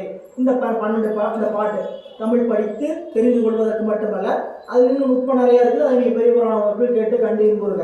3 திரு மாலை மாற்றுன்னு ஒரு பதிகம். மாலை மாற்று. சரிங்களா? மாலை மாற்று அந்த பதிகத்தில் 12 பாட்டு. 12 பாட்டு எப்படி இருக்குன்னு கேட்டீங்கன்னா, என்ன எழுத்துல தொடங்குதோ அந்த எழுத்துலேயே முடியும். சரிங்க, இது ஒரு பெரிய கம்பசூத்திர வழியா. இந்த அந்த பாட்டை பின்னாடி இருந்து படிச்சுட்டு வந்தீங்கன்னாலும் அப்படியே இருக்கும். அதோடு இருந்து எழுதி போட்டுருக்காங்க. யாமாமாணி யாமாமா யாழி காமா காணாக்கா காணா காமா காளியா மாமாயாணி மாமாயா. இந்த பாட்டை எழுதி வீட்டில் போய் திருமுறை இருந்து எடுத்து அந்த புத்தகத்தை வச்சு படிச்சு பாருங்க. முன்னாடி எப்படி பதிகம் யாமாமானின் போதோ அப்படி பின்னாடி இருந்து என்ன வரும்? யாமாமாணி யாமாமானி. இப்படி பாட முடியுமா? எழுத முடியுமா? சரி, இன்னும் நான் சொல்றது என்ன கேட்டீங்கன்னா, இந்த பதிகத்தையெல்லாம் நம்ம தடுமாற்றம் இல்லாமல் படிச்சிருவோமா? 12 பாட்டுங்க. அந்த வீட்டில் போய் இந்த மாலை மாற்று பதிகத்தை எடுத்துங்க. 12 பாட்டு எடுத்துங்க. யாமா மா நீ யா மாமா யாரி காமா காணா காணா காமா காளியா மாமாயா நீ மாமாயா நேரகலாமிதா யாழிஷா யாசலிதா ஏனனி ஏனின் லாவலியா. இதெல்லாம் படிக்க முடியுமா? தப்பு இல்லாமல் நம்மளுக்கு தமிழில் படிச்சிருக்கிறோம், தமிழ் படிச்சிருக்கிறோம். சரிங்களா? தமிழ் இருக்கேன். சரிங்களா? தமிழ் படித்து மட்டும் கூட போய் கொடுங்க. நான் தமிழ் எம்ஏ படிச்சிருக்கிறேன் அப்படின்னு போய் கொடுங்க. படிப்பாங்க.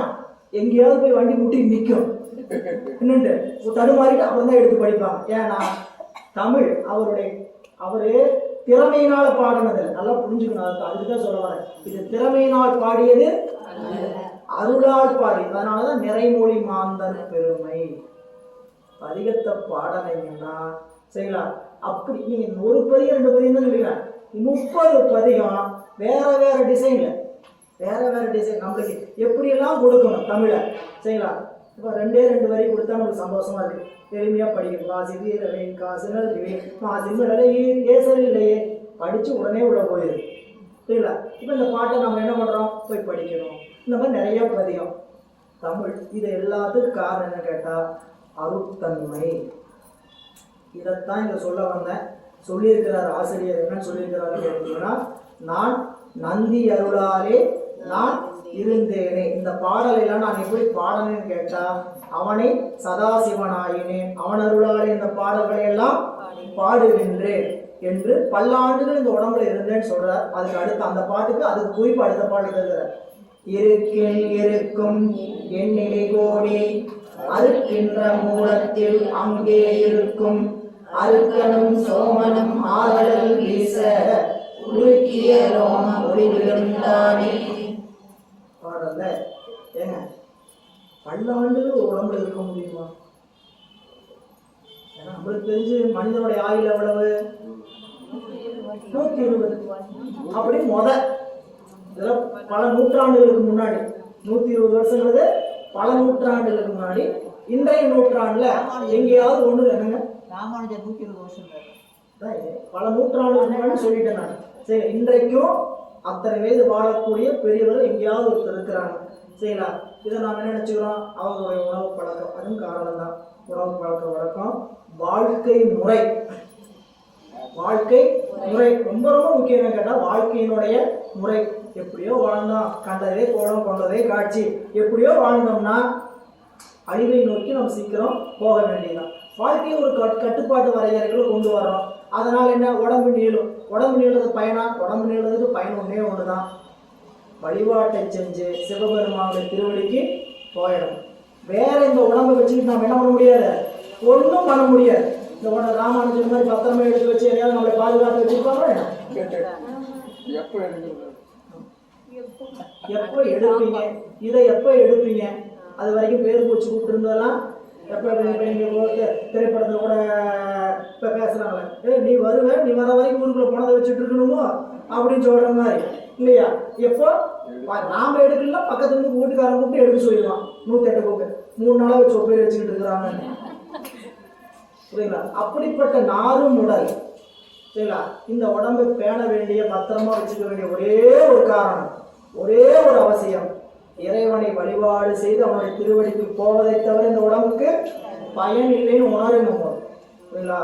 ஊரெல்லாம் கூடி ஒழிக்க என்னன்னு சொல்ல போற, ஊரெல்லாம் கூடி ஒழிக்க அழுதிட்டு பேரினை நீக்கி பிணம் என்று பெயரிட்டு சூரையான் காட்டிடை சென்று சுற்றிட்டு நீரினில் மூழ்கி நினை பொழிந்தார்களே செய்யலாம். 16 நாள் வச்சிருப்பாங்க படத்தை ஹாலில். முடிஞ்சு மிஞ்சி போனால் 1 வருஷத்துக்கு ஹாலில் இருக்கும், 2வது வருஷத்துக்கு தேடிதான் எடுப்பாங்க ஆண்டு வழிபாட்டுக்கு. அது எல்லா வீட்லையும் நடக்காது சரிங்களா. பணம் இருக்கிற வீட்டில் நடக்கும், பணம் இருக்கிற பேருக்கு அன்பினாலும் செய்வாங்க. மிச்சதெல்லாம் பணம் போயிடும், படத்தோட நினைவும் போயிடும். அப்படி இருக்கிற உலக வாழ்க்கையை வச்சுக்கிட்டு தான் நாங்கள் என்ன நினச்சிக்கிட்டு இருக்கிறோம், போட்டியும் பொறாமையும் பட்டு கொண்டு இருக்கிறோம், இடையாமையுடைய வாழ்க்கையை வச்சுக்கிட்டு தான். சரி, இங்கே வந்துட்டீங்கன்னா பல்லாண்டுகள் ஒரு உடம்புல இருக்க முடியுமா அப்படிங்கிற ஆசிரியர் காட்டு திருமூல தேவநாயனார் காட்டுகின்ற காரணம், எப்படி நம்மால் முடியும் அப்படிங்கிறதுக்கு இந்த பாடலை கொண்டு கூட்டி செய்திருக்கிறார். எப்படி செய்திருக்கிறார் கேட்டீங்கன்னா, முதல்ல அறுக்கின்ற மூலத்தில் அங்கே இருக்கும், பல்லாண்டு ஓர் உடம்பிலே இருத்தல் கூடுமோ, உடம்பு தளச்சிற்று அழிந்து ஒளியாதோ எனில் மறைவிடமாகிய மூலாதாரத்துள்.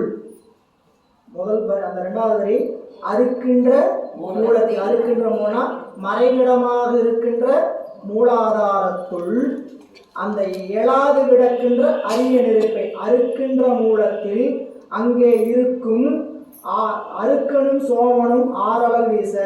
அதாவது அறுக்கின்ற மூலத்தில் அங்கே இருக்கும் ஆறளலை. இப்போ மூலாதாரத்தில் ஒரு நெருப்பு இருக்கு, முதல்ல இப்போ பார்த்தீங்களா, மூலாதாரத்து 3 கணலை காலால் எழுப்பும் கருத்து அறிவு விநாயகர் பெருமானுடைய அகவல் அவை விராட்டியார். மூலாதாரத்தில் எந்நேரம் ஒரு கணல் மூண்டு கொண்டே இருக்கும். அந்த கனலை நம்ம மூச்சு காற்றால போய் எழுப்பணும். நம்ம எழுப்ப முடியுமானா அதுக்கு யோக பயிற்சி வேண்டும். இந்த மூச்சு போய் முட்டணும். மூலாதாரத்தில் அந்த பாம்பு எப்படி படுத்து, பாம்பு குண்டலினி அது எப்படி இருக்கும், தலைகளாக சுருண்டு படுத்து கொண்டு இருக்கும். சரிங்களா? அந்த மூச்சு காற்று இப்போ நம்மளுக்கு இடகலை பின்கலை 2 மூச்சு காற்று வழியாக போயிட்டு இருக்கோம். நடுவில் ஒரு கலை இருக்கிறது.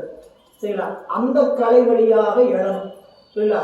அந்த கலை தான் இங்க சொல்ற இடகலை பின்கலை. அது என்னென்ன, ஒரு உடம்புல மூலாதாரத்துள் எழாது கிடக்கின்ற அரிய நெருப்பை சூரியகலை சந்திரகலை என்னும் 2 காற்று அடங்கி நின்று முட்டி. இப்போ வலது பக்கம் போற காற்றுக்கு பேரு சூரியகலை, இடது பக்கம் போற காற்றுக்கு பேரு சந்திரகலை. இது என்னமோ சூரியகலை சந்திரகலை பேர் வச்சுக்க நினைக்க வேண்டாம். இந்த காற்று தான் உடம்பு என்ன பண்ணுது, வெப்பத்தை உருவாக்குது. இந்த காற்று தான் உடம்புக்குள்ள குளிர்ச்சியை உண்டாக்குது. 2 காற்று மாறி மாறி போக வேண்டிய அவசியம் என்ன கேட்டீங்கன்னா, இப்போ உடம்பை என்ன பண்றாரு, ஒரு 98.4 வச்சிருக்கணும்னா என்ன பண்ணணும், காற்றை மாத்தி மாத்தி மாத்தி மாத்தி உடம்புக்கு சூட்ட ரத்த ஓட்டத்தின் வழியாக ஏற்றி புரிஞ்சுக்கிற மாதிரி நமக்கு நம்ம அந்த அளவுக்கு யோக பயிற்சி உடையவர்களாக இருந்தா சரிங்களா. ஒரு மலை மேல போறீங்க, குளிரா இருக்கு சரிங்களா, நம்ம உடம்பு தாங்கலை அப்படின்னா உட்காந்துடணும். எங்கேயும் பரபரப்பு இல்லாமல் இடது மூக்கை அடைச்சிட்டு வலது மூக்கில் மட்டும் மூச்சை விட்டு கொண்டே இருக்கணும். எடுக்கிறதும் அதுதான் இருக்கணும், விடுறதும் அதுதான் இருக்கணும். இப்படியே எடுத்துக்கொண்டு இருந்தால் அதனுடைய வெப்பநிலை மாறுகிறது என்பது யோக சாதனையில் இருக்கக்கூடிய ஒரு கண்ட உண்மை. புரியலா? குளிராக இருக்குது அப்படின்னா இடது மூக்கை அடிச்சு இப்படி சூடாக இருக்குது உடம்பு அப்படின்னு என்ன பண்ணுறது, வலது மூக்கை அடிச்சுட்டு இடது. இந்த எல்லாம் பயிற்சியினால் அமைவது. நாம் இன்னைக்கு உட்காந்துக்கிட்டு உடனே செய்யறதில்லை, பயிற்சி. ஆனால் நீங்கள் பயிற்சி செஞ்சீங்கன்னாவே உங்களுக்கு தெரியும் அறிவுக்குள்ள. நீங்கள் இப்போ இயல்பாகவே மூச்சு காற்று மூச்சு பயிற்சி செய்கிறவங்களுக்கு உடம்பு வேர்க்க தொடங்கும். புரியல? வேர்த்தது வேர்த்த மாதிரியே இருக்காது. வேர்ப்பு தெரியும், வியர்ப்போடு சேர்ந்து என்ன ஆகும் கேட்டீங்கன்னா அந்த வேர்ப்பை அடக்கி கொண்டே இருக்கும். அப்போ இந்த 2 மூச்சு காற்றும் போயிட்டு வந்திருக்கனால என்ன ஆகும் கேட்டீங்கன்னா வியர்க்கவும் செய்யுது, அதே சமயம் வேர்ப்பை அடக்கவும் செய்கிறது. நமக்கு வியர்ப்பை அடக்கிறது தெரியாது, வியர்க்கிறது தான் அதிகமாக தெரியும். ஏன்னா நம்மளுடைய பூமியின் நாம் வாழக்கூடிய பகுதியினுடைய சீதோஷங்களே அப்படிப்பட்ட நிலைங்கிறது முதல் உணரணும். சரிங்களா? எனவே இதில் உள்ள விளக்கம் நிறைய வந்துக்கிட்டே இருக்கும், அங்கங்கே இன்னும் விரிவு பார்க்கலாம். இங்கே பாடலுக்குரிய விளக்கம் என்னன்னு கேட்டிங்கன்னா, நம்மளுடைய நாயனார் இந்த உடம்போடு பல்லாண்டு இருந்ததுக்கான காரணம் மறைவிடமாக இருக்கக்கூடிய மூலாதாரத்தில் இழாமல் கிடக்கின்ற அந்த அரிய நெருப்பை சூரியகலை சந்திரகலை என்று சொல்லக்கூடிய 2 காற்றின் வழியாக அடக்கி நின்று முட்டி வளர்க்கும்படி இருந்தால், முட்டி வளர்க்கும்படின்னா இந்த 2 காற்றும் போய் என்ன ஆகுன்னு கேட்டீங்கன்னா ஓய்ஞ்சிடும். அது போய் நடுவில் மூலம் வீணாத்தண்டுன்னு சொல்லக்கூடிய முதுகெலும்புக்கு நடுவில் ஒரு காற்று போகிறது. இல்லைங்களா? இது இடகலை, இது பின்கலை. இந்த 2 காற்று இல்லாமல் மூலாதாரத்துக்கு நடுவில் இந்த காற்றை செலுத்தணும். எப்படி செலுத்துறது, அதுதான் பேச்சு. அதான் சொல்ற என்னும் இது காற்று அடங்கி நின்று மூட்டி வளர்க்கும்படி இருந்தால் உடம்பு நெடுங்காலம் தளர்வின்றி இருக்கும். தளர்வின்றி மட்டும் மட்டுமல்ல, ரோமம் வெளிராது, முடி என்னாகாது, வெள்ளையாகாது, கருத்து அளவுற்று விளங்கும், ரோமத்வாரங்கள் எல்லாம் ஒளி வீச இருக்கலாம். இது நிஜமா? நம்மளால இயலுமா? நீங்க திருமூலர் அளவுக்கு யோசிக்கக்கூடாது, சித்தர் அளவுக்கு யோசிக்கக்கூடாது. புரியுங்களா? யாருக்கு வாழ்க்கையில இன்ப துன்பங்கள்ல அதிக பங்கு இருக்குதோ அவங்களுக்கு உடம்பு சீக்கிரம் நிறைச்சிடும், உடம்பு உடனே வயதாகும். யாருக்கு துன்ப இன்பங்கள்ல அதிக பங்கு கொள்ளலையோ அவர்களுக்கு ரோமம் கருக்குத்தான் இருக்கும். வயதான நரை மூப்பெல்லாம் வரும்.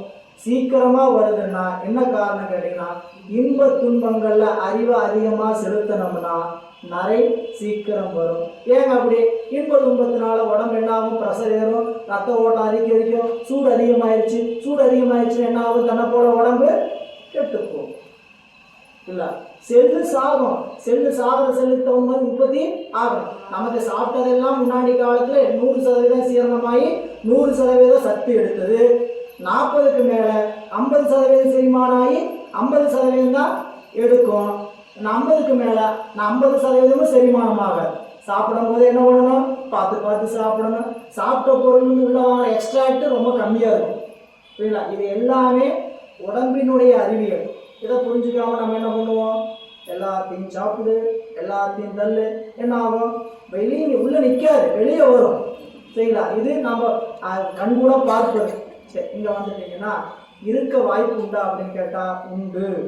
காற்றை காற்றை தன் வசப்படுத்தும் கணக்கறிவார் இல்லை, காற்றை கணக்கறிவாருக்கு காலனும் வசமானும். உள்ள சொல்ல போற, காற்றை வசப்படுத்த நினைச்சீங்கன்னா காலனும் தன் வசப்பட்டு இருக்க முடியும் அப்படின்னு கேட்டு இதெல்லாம் முதல்லயே படிச்சதுதான்.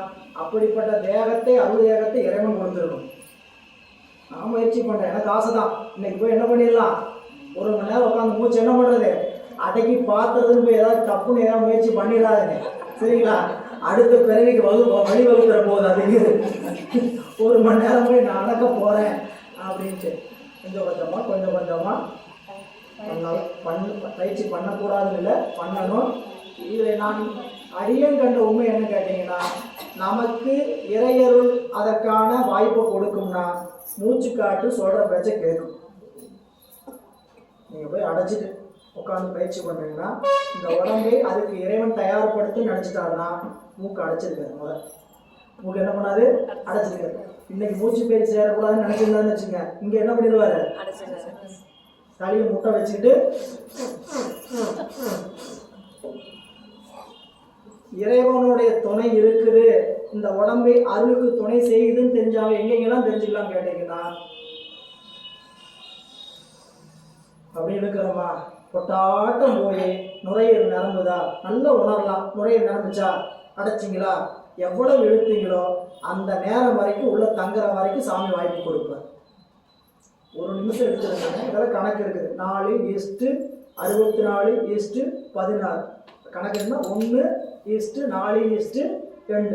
பூரகம் எவ்வளோ இருக்கணும், கும்பகம் எவ்வளோ இருக்கணும், ரேசகம் எவ்வளோ இருக்கணும் அப்படிங்கிறதுக்கெல்லாம் கணக்கு உள்ள அவரே தான் சொல்ல போற. எங்கேயோ இந்த நம்ம படிக்கிற அவரே தான் சொல்ல. உள்ள இருக்கிறக்கூடிய காட்டினுடைய அளவு 1 இருந்தா உள்ள நிறுத்துற காட்டு அளவின் அளவில் இருக்கணும் 4 இருக்கணும். வெளியே விடுகிற காட்டினுடைய அளவு 2 இருக்கணும். அப்படி இருக்கிறதுக்கு பேர் தான் மூச்சு பயிற்சி.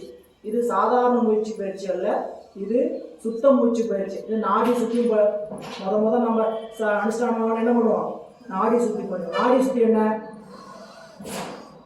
இருக்கிற காட்டுல வெளியே விட்டு உள்ள நல்லா இழுக்கணும், அடைச்சிக்கிட்டு இதுல மெல்லமா விடணும். இழுக்கும் போதும் மெல்லமா இழுக்கணும், விடும்போதும் இழுக்கும்போது விட்ட மெல்லத்தோட விடும்போது என்ன பண்ணா அதை விட கொஞ்சம் மெல்லமா இருக்கணும். அப்படின்னா டிராப்பாக இறங்கணும். இது முதல் பயிற்சி, நாடி சுத்தின்னு. இந்த நாடி சுத்தி பண்ணீங்கிறதுக்கு அப்புறம் தான் நீங்க சுத்த மூச்சு பயிற்சிக்கே போகணும். அப்போ இந்த மூச்சு தவம், அந்த தவம் எல்லாம் ஏதோ ஒரு உடம்பை பாதுகாக்கிறதுன்னு நினைச்சிக்க வேண்டாம்.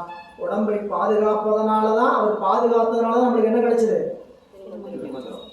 3000 ஆண்டுகள் யோகத்திலிருந்து உடம்பை பாதுகாத்ததுனாலதான் திருமூலர் நமக்கு மந்திரங்கிற இந்த நூலை கொடுத்திருக்கிறாருன்னு முதல் உணரணும். இனி 94வது பாடல்.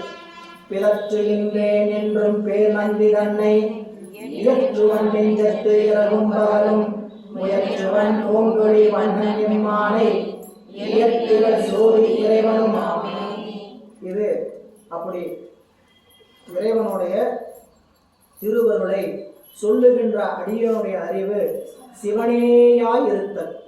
என்னுடைய அறிவு முழுக்க யார் நினைந்திருக்கிறார் என்று கேட்டால் சிவமே நிறைந்தது. அந்த பாடல் முதல் வரி, இயற்றுவன் நெஞ்சத்து இரவும் பகலும்.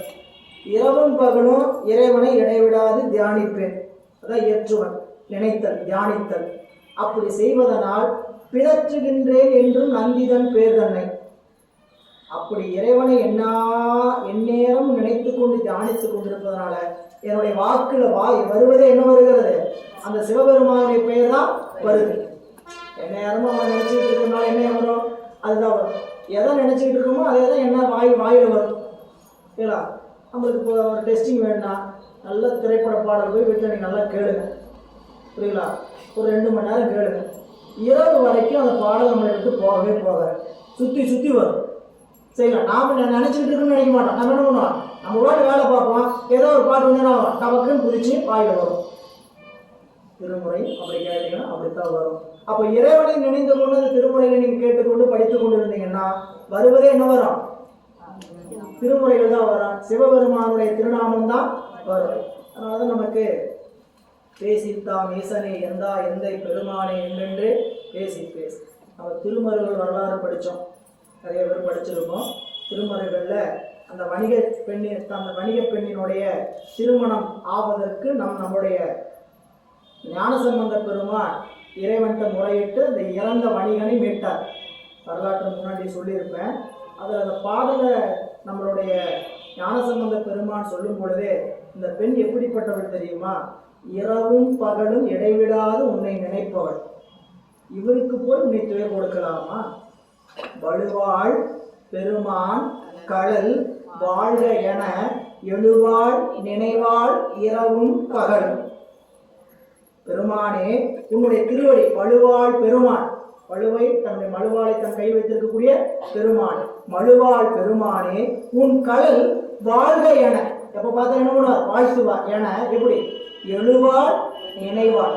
எழுந்தாலும் எப்பயினாலும் என்ன பண்ணுவான்? நினைப்பாள். எப்படி? இரவும் பகல். புரியல? அப்படிப்பட்டவளை என்ன பண்ண?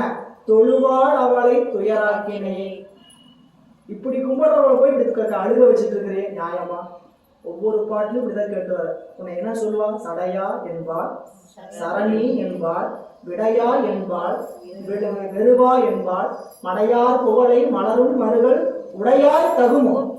உன்னைய என்ன பார்த்தா சடையா விடையான்னு கூப்பிட்டு இருந்தவர் இப்படி துன்பப்படுறாளே நியாயமாப்பா அப்படின்னு சாமிகிட்ட அருள் செஞ்சு பதியத்தை பாடினார். அப்ப அவளுக்கு எப்படி அப்படி கிடைச்சது?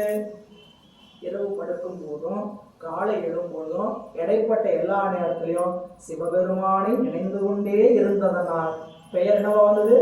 இறைவான். அப்ப விதற்றுகின்றேன் என்று நந்தி பேர் தன்னை முயற்றுவன் ஓங்கலி வண்ணன் எம்மானே. அப்படி நெஞ்சிலே நினைப்பதனால என்னுடைய உடம்பு காயத்தினாலும் அவனை வழிபடு. முயற்சி வேண்டாதுங்க, காயத்தினாலும் வழிபடு. அப்ப இறை வழிபாட்டுல மனம் வாக்கு காயம் முக்கரணங்களாலும் வழிபடணும். மனசு ஒண்ணு நினைக்க, கை ஒண்ணு செஞ்சுட்டு இருக்கிற, வாய் ஒண்ணு பேசிட்டு இருக்க, அப்படி சாமி நினைக்காதீங்க. நான் எப்படி நினைச்சேன்னு கேட்டா இறைவனை நெஞ்சத்துல நினைச்சு தியானிச்சேன். வாயில் என்ன பண்ணேன்? அவனுடைய பேரை என்னேனும் பிதற்றினேன். அவனுடைய தொழில் செஞ்ச முயற்றுவன். அப்படி செய்ததனால் ஓங்கலி வண்ணன் எம்மானை ஏத்திகள் சோதி இறைவனுமா. அப்படி இறைவன் விளக்க விளங்குகின்ற என் அறிவும் இயல்பாய் விளங்குகின்ற சிவனது அறிவாயே மாறிவிட்டது. என்னுடைய அறிவு சிவபெருமானுடைய கருணையினால் அவனுடைய அறிவாகவே திகழ்கிறது என்று காட்டுறார். இனி இந்த பகுதி 94வது பாடலோட அந்த இறைவனுடைய அருட்பெருமையை சொல்ல வந்த பகுதியாக இருக்கக்கூடிய செய்திகள் எல்லாம் திருமூலர் வரலாற்றில் அமைந்தது. இனி அவை அடக்கம், இது 6வது பகுதிங்க. அவை அடக்கத்தை பற்றி நம்ம ஏற்கனவே சித்தாந்தம் படித்தவங்களுக்கு தெரியும். இந்த பாடலை நான் என்னுடைய அறிவின் காரணமாக சொல்லவில்லை, இறைவனுடைய அருளால் தான் சொல்கிறேன். அதனால இதில் ஏதாவது குற்றம் இருந்தால் பெரியவங்க பொறுத்துக்குங்க, சரிங்களா? அப்படின்னு அவை அடக்குதல், அவை அடங்குதல். அவைக்கு ஆசிரியர் அடங்குதல், அவையை ஆசிரியர் அடக்குதல். அடக்குதல் யாரை அடக்குறது? எல்லாரையும் ஆசிரியர் அடக்குவாரா? இதெல்லாம் கேட்கக்கூடாது, சரிங்களா? நான் என்ன சொல்றேன் அதை நம்பிட்டு பேசாமல் போயிட்டே இருக்கணும் அப்படின்னு சொல்லி அடக்குவாரா? அப்படி இல்லை. எதையாவது பெரியவங்க சொல்றதே சொல்றோம், எதையாவது எனக்கு தெரியுமான்னு பரிசோதிக்கலான்ட்டு அது அப்படிங்கிறாங்க, இது இப்படிங்கிறாங்க அப்படின்னு எதையாவது கேட்கணும்னு நினச்சிக்கிட்டு உங்கள் அறிவை கெடுத்துக்க வேண்டாம். இதெல்லாம் உரையாசிரியர் சொன்னது, நான் இப்போ என்னுடைய கருத்தை சொல்ல. உரையாசிரியர் என்ன சொல்கிறாங்க கேட்டிங்கன்னா, நாம் தெரிந்து கொள்வதற்காக வந்திருக்கிறோமா, விஷயத்தை இன்னும் தெரிஞ்சுக்கிறதுக்கு என்னவோ தவிர அவங்க சொல்லக்கூடிய திருமூலர் எப்படிப்பட்டவர், அவருக்கு அருள் இருக்குதா அறிவு இருக்குதான்னு நாம் பரிசோதிக்கிறது நம்ம வேலை இல்லை. சரி, நம்ம அறிவை என்ன பண்ணலாம், பரிசோதித்துக்கலாம். நம்ம இன்னும் என்ன தெரிஞ்சுக்கணும், புரியல? நிறைய கேள்வி கேட்டு பழகுங்க, சரிங்களா? உங்களுக்கு தெரியாத விஷயத்த நிறைய கேட்டு தெரிஞ்சுக்கணும்னு நினைங்க. கேட்க கேட்க தான் உங்களுடைய அறிவை விளக்கும், ஆசிரியருடைய அறிவும் விளக்கும். அதை முதல் விளங்கிய அது ஐய வினாவாக இருக்க வேண்டுமே தவிர அறிவினாவாக இருக்கக்கூடாது. பாடத்துல எவ்வளவு ஐயம் வேணாலும் நீங்க கேட்கலாம், புரியல? பாடத்தை விட்டு உலகத்தை செய்யக்கூடிய மூல, அதாவது என்ன சொல்லுவாங்க, சடங்கு புரியல? ஏதாவது செய்யறாங்க, அப்படி செய்யணுமா இப்படி செய்யணுமா, அதுக்கெல்லாம் நூலுக்குள்ள நம்மளுக்கு வேலையே இல்லை. நூலில் நம் மெய்ஞானத்தை வளர்த்துவதற்கான வாய்ப்பு, அதை அதுக்காக கேட்கக்கூடாதுன்னு இல்லை, கேட்டு அது அறிவு சமாதானமாகுமான்னு கேட்டால் சரி இவருக்கு சரியா தெரியாடுறது இன்னொரு பக்கம் கேட்கும். அந்த அறிவுக்குள்ளே போக வேண்டாம். நமக்கு நூலுக்குள்ள அவையடக்கம் என்பது என்னன்னு கேட்டீங்கன்னா, இறைவன் அருளினால்தான் இந்த நூல் செய்கிறேன் என்று காட்டுறார். நீ அவையடக்கம் சிவஞான போதம் சிவபிரகாசம் எல்லாத்தையும் தனித்தனியாக நீங்கள் படித்திருப்பீங்க, படித்துக் கொள்ளுங்க. இங்கே நம்மளுடைய நாயனாருடைய அவையடக்கம், ஆரறிவார் எங்கள் அண்ணல் பெருமையை, ஆரறிவார் இந்த அகலமும் நீளமும், பேரறியாத பெருஞ்சுடன் ஒன்றதின் பேரறியாமை விளம்புகின்றேனே.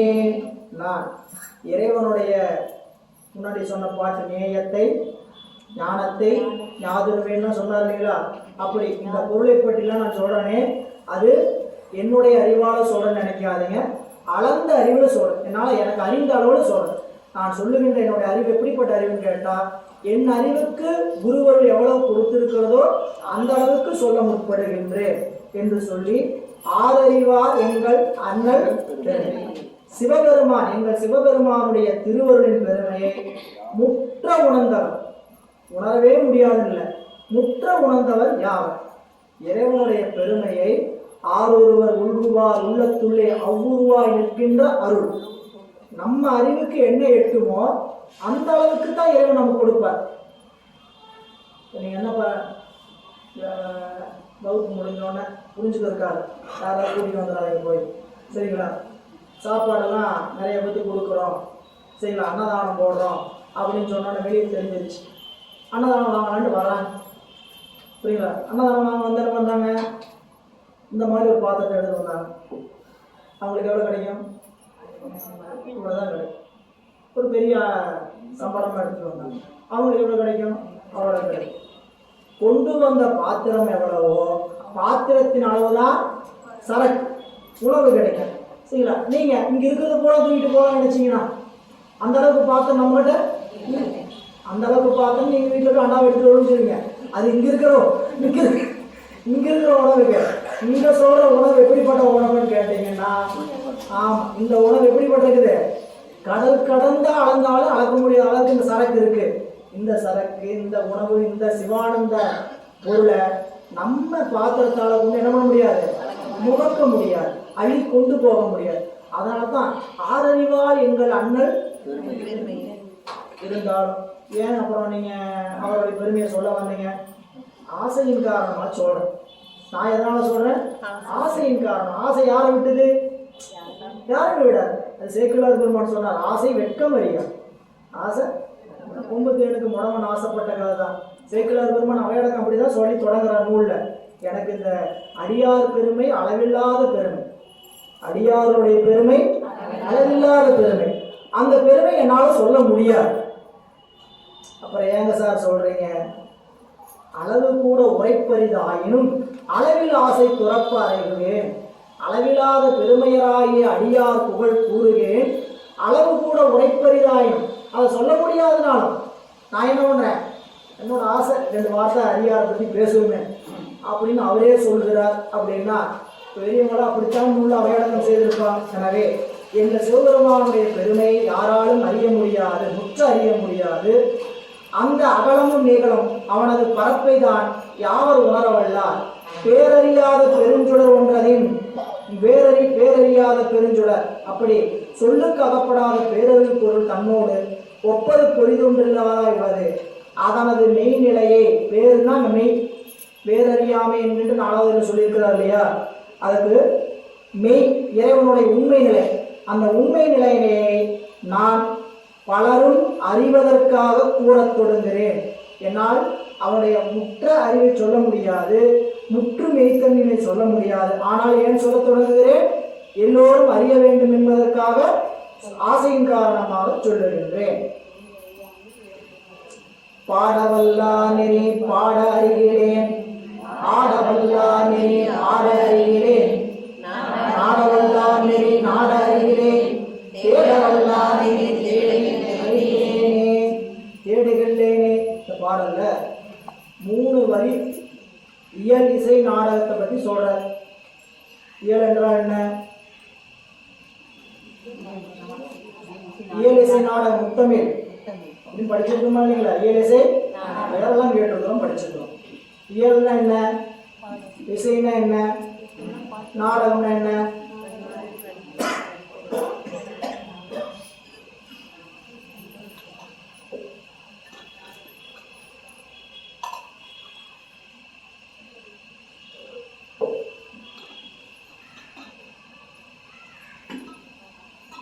நண்பர்களே, இயல் இசை நாடகம் மூணும் நம் தமிழர்களுக்கு எதுக்காக எடுத்துக்கொண்டார்கள்னா, தான் சொல்ல வந்த கருத்தை பிறரிடத்தில் கொண்டு சேர்த்துகின்ற ஒரு ஊடகம். இயலும் இசையும் நாடகமும் ஆசிரியர் அல்லது அந்த நிகழ்வுக்குரியவர் தன்னுடைய கருத்தை பிறர்கிட்ட கொண்டு போய் சேர்த்ததுக்கான ஊடகம். இப்போ நாம் இப்போ நடந்துட்டு இருக்குது இயல். இந்த தமிழுக்கு பேர் என்னது? இயல் தமிழ். ஆசிரியர் என்ன கருத்தை சொல்றாரோ அதை உங்கள்கிட்ட விளக்கிட்டு இருக்கிறார். அதையே இசையாக பாடலாக சொல்லி விளக்குவது இரண்டாவது. அதையே நடித்து காட்டி விளக்குவதற்கு பெயர் இயல் இசை நாடகம். அப்படி எனக்கு இறைவனை பற்றி இயலோ இசையோ நாடக அறிவோ எதுவும் இல்லை. ஆனால் நான் என்ன பண்றேன் சொல்ல வந்திருக்கேன். இதெல்லாம் அவையார் இதை சொல்ற. இயல்னா ஆசிரியர், இயல்னா பாடம் நடத்தி சொல்றது.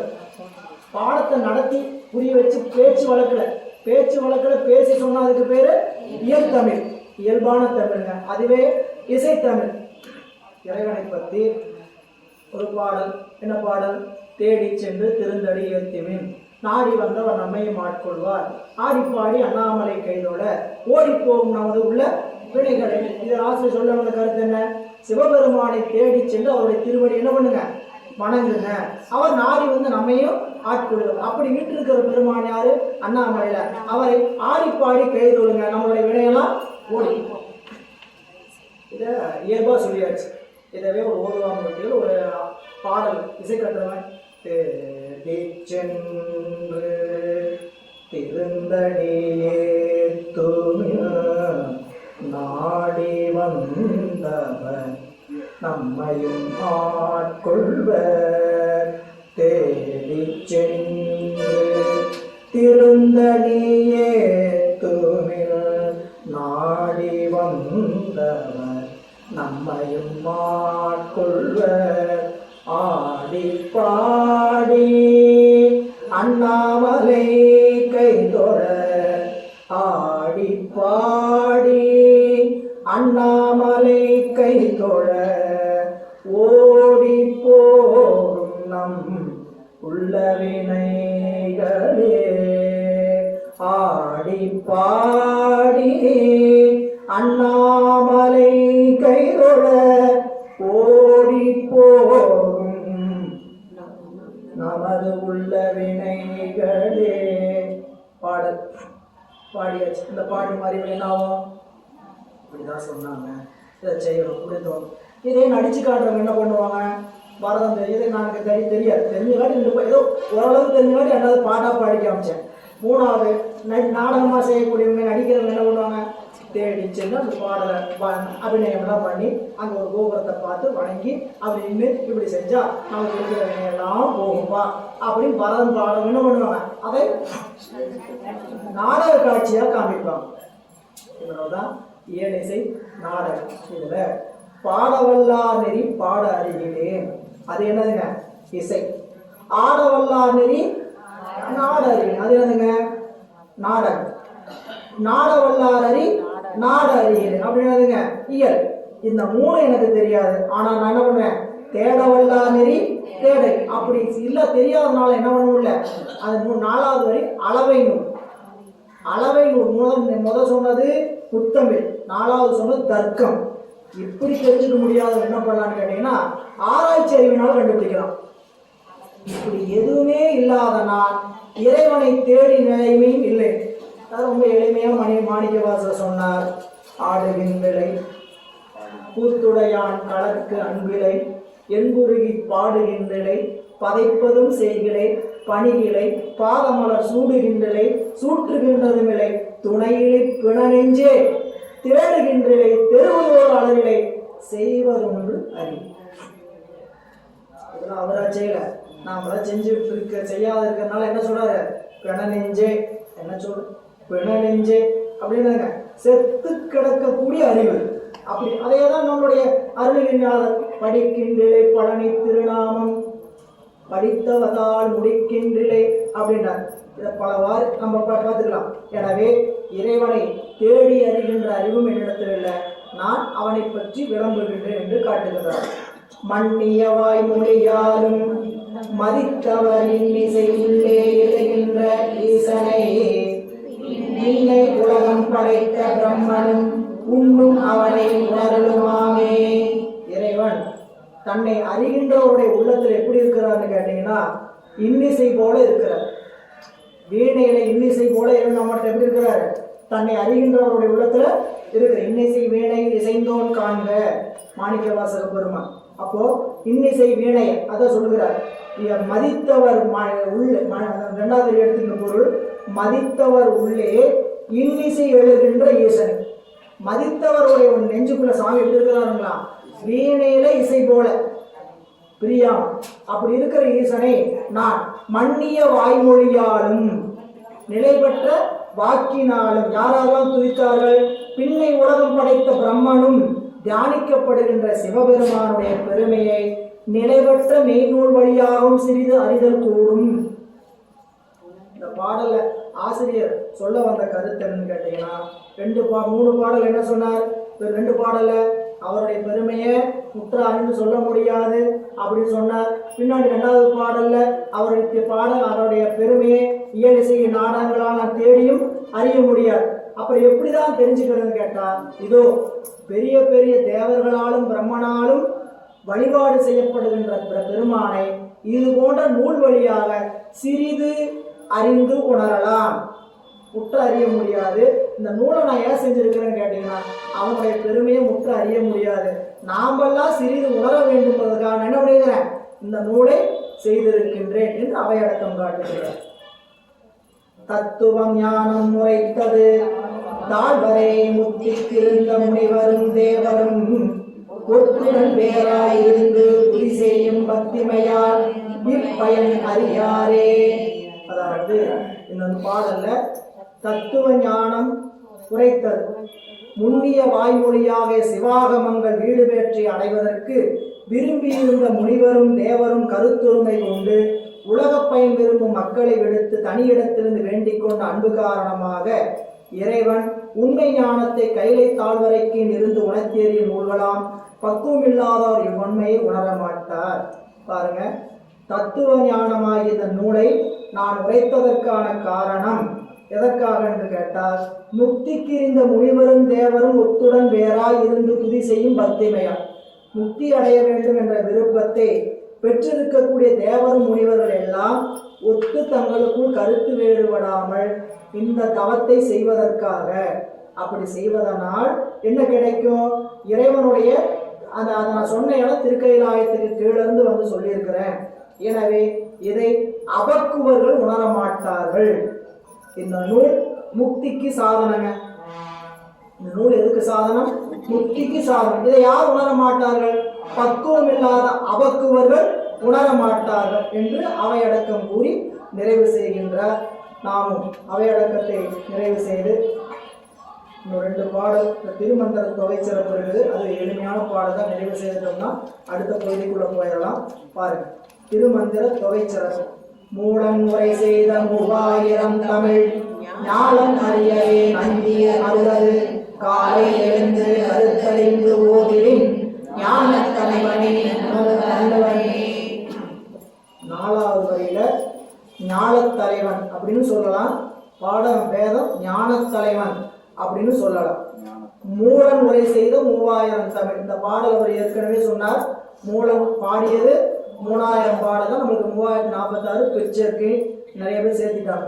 அப்படி மூலம் உரை செய்த 3000 தமிழை நான் எதுக்காக சொல்லி இருக்கின்றேன் என்று சொல்லுகின்ற பொழுது சொல்கிறார். இந்த பாடல மூலம் உரை செய்த 3000 தமிழ் என்கின்ற இந்த பாடல், இத்தமிழ் நந்திய பெருமானது அருள் உணர்த்திய பொருளை உடையதே. அது 2வது.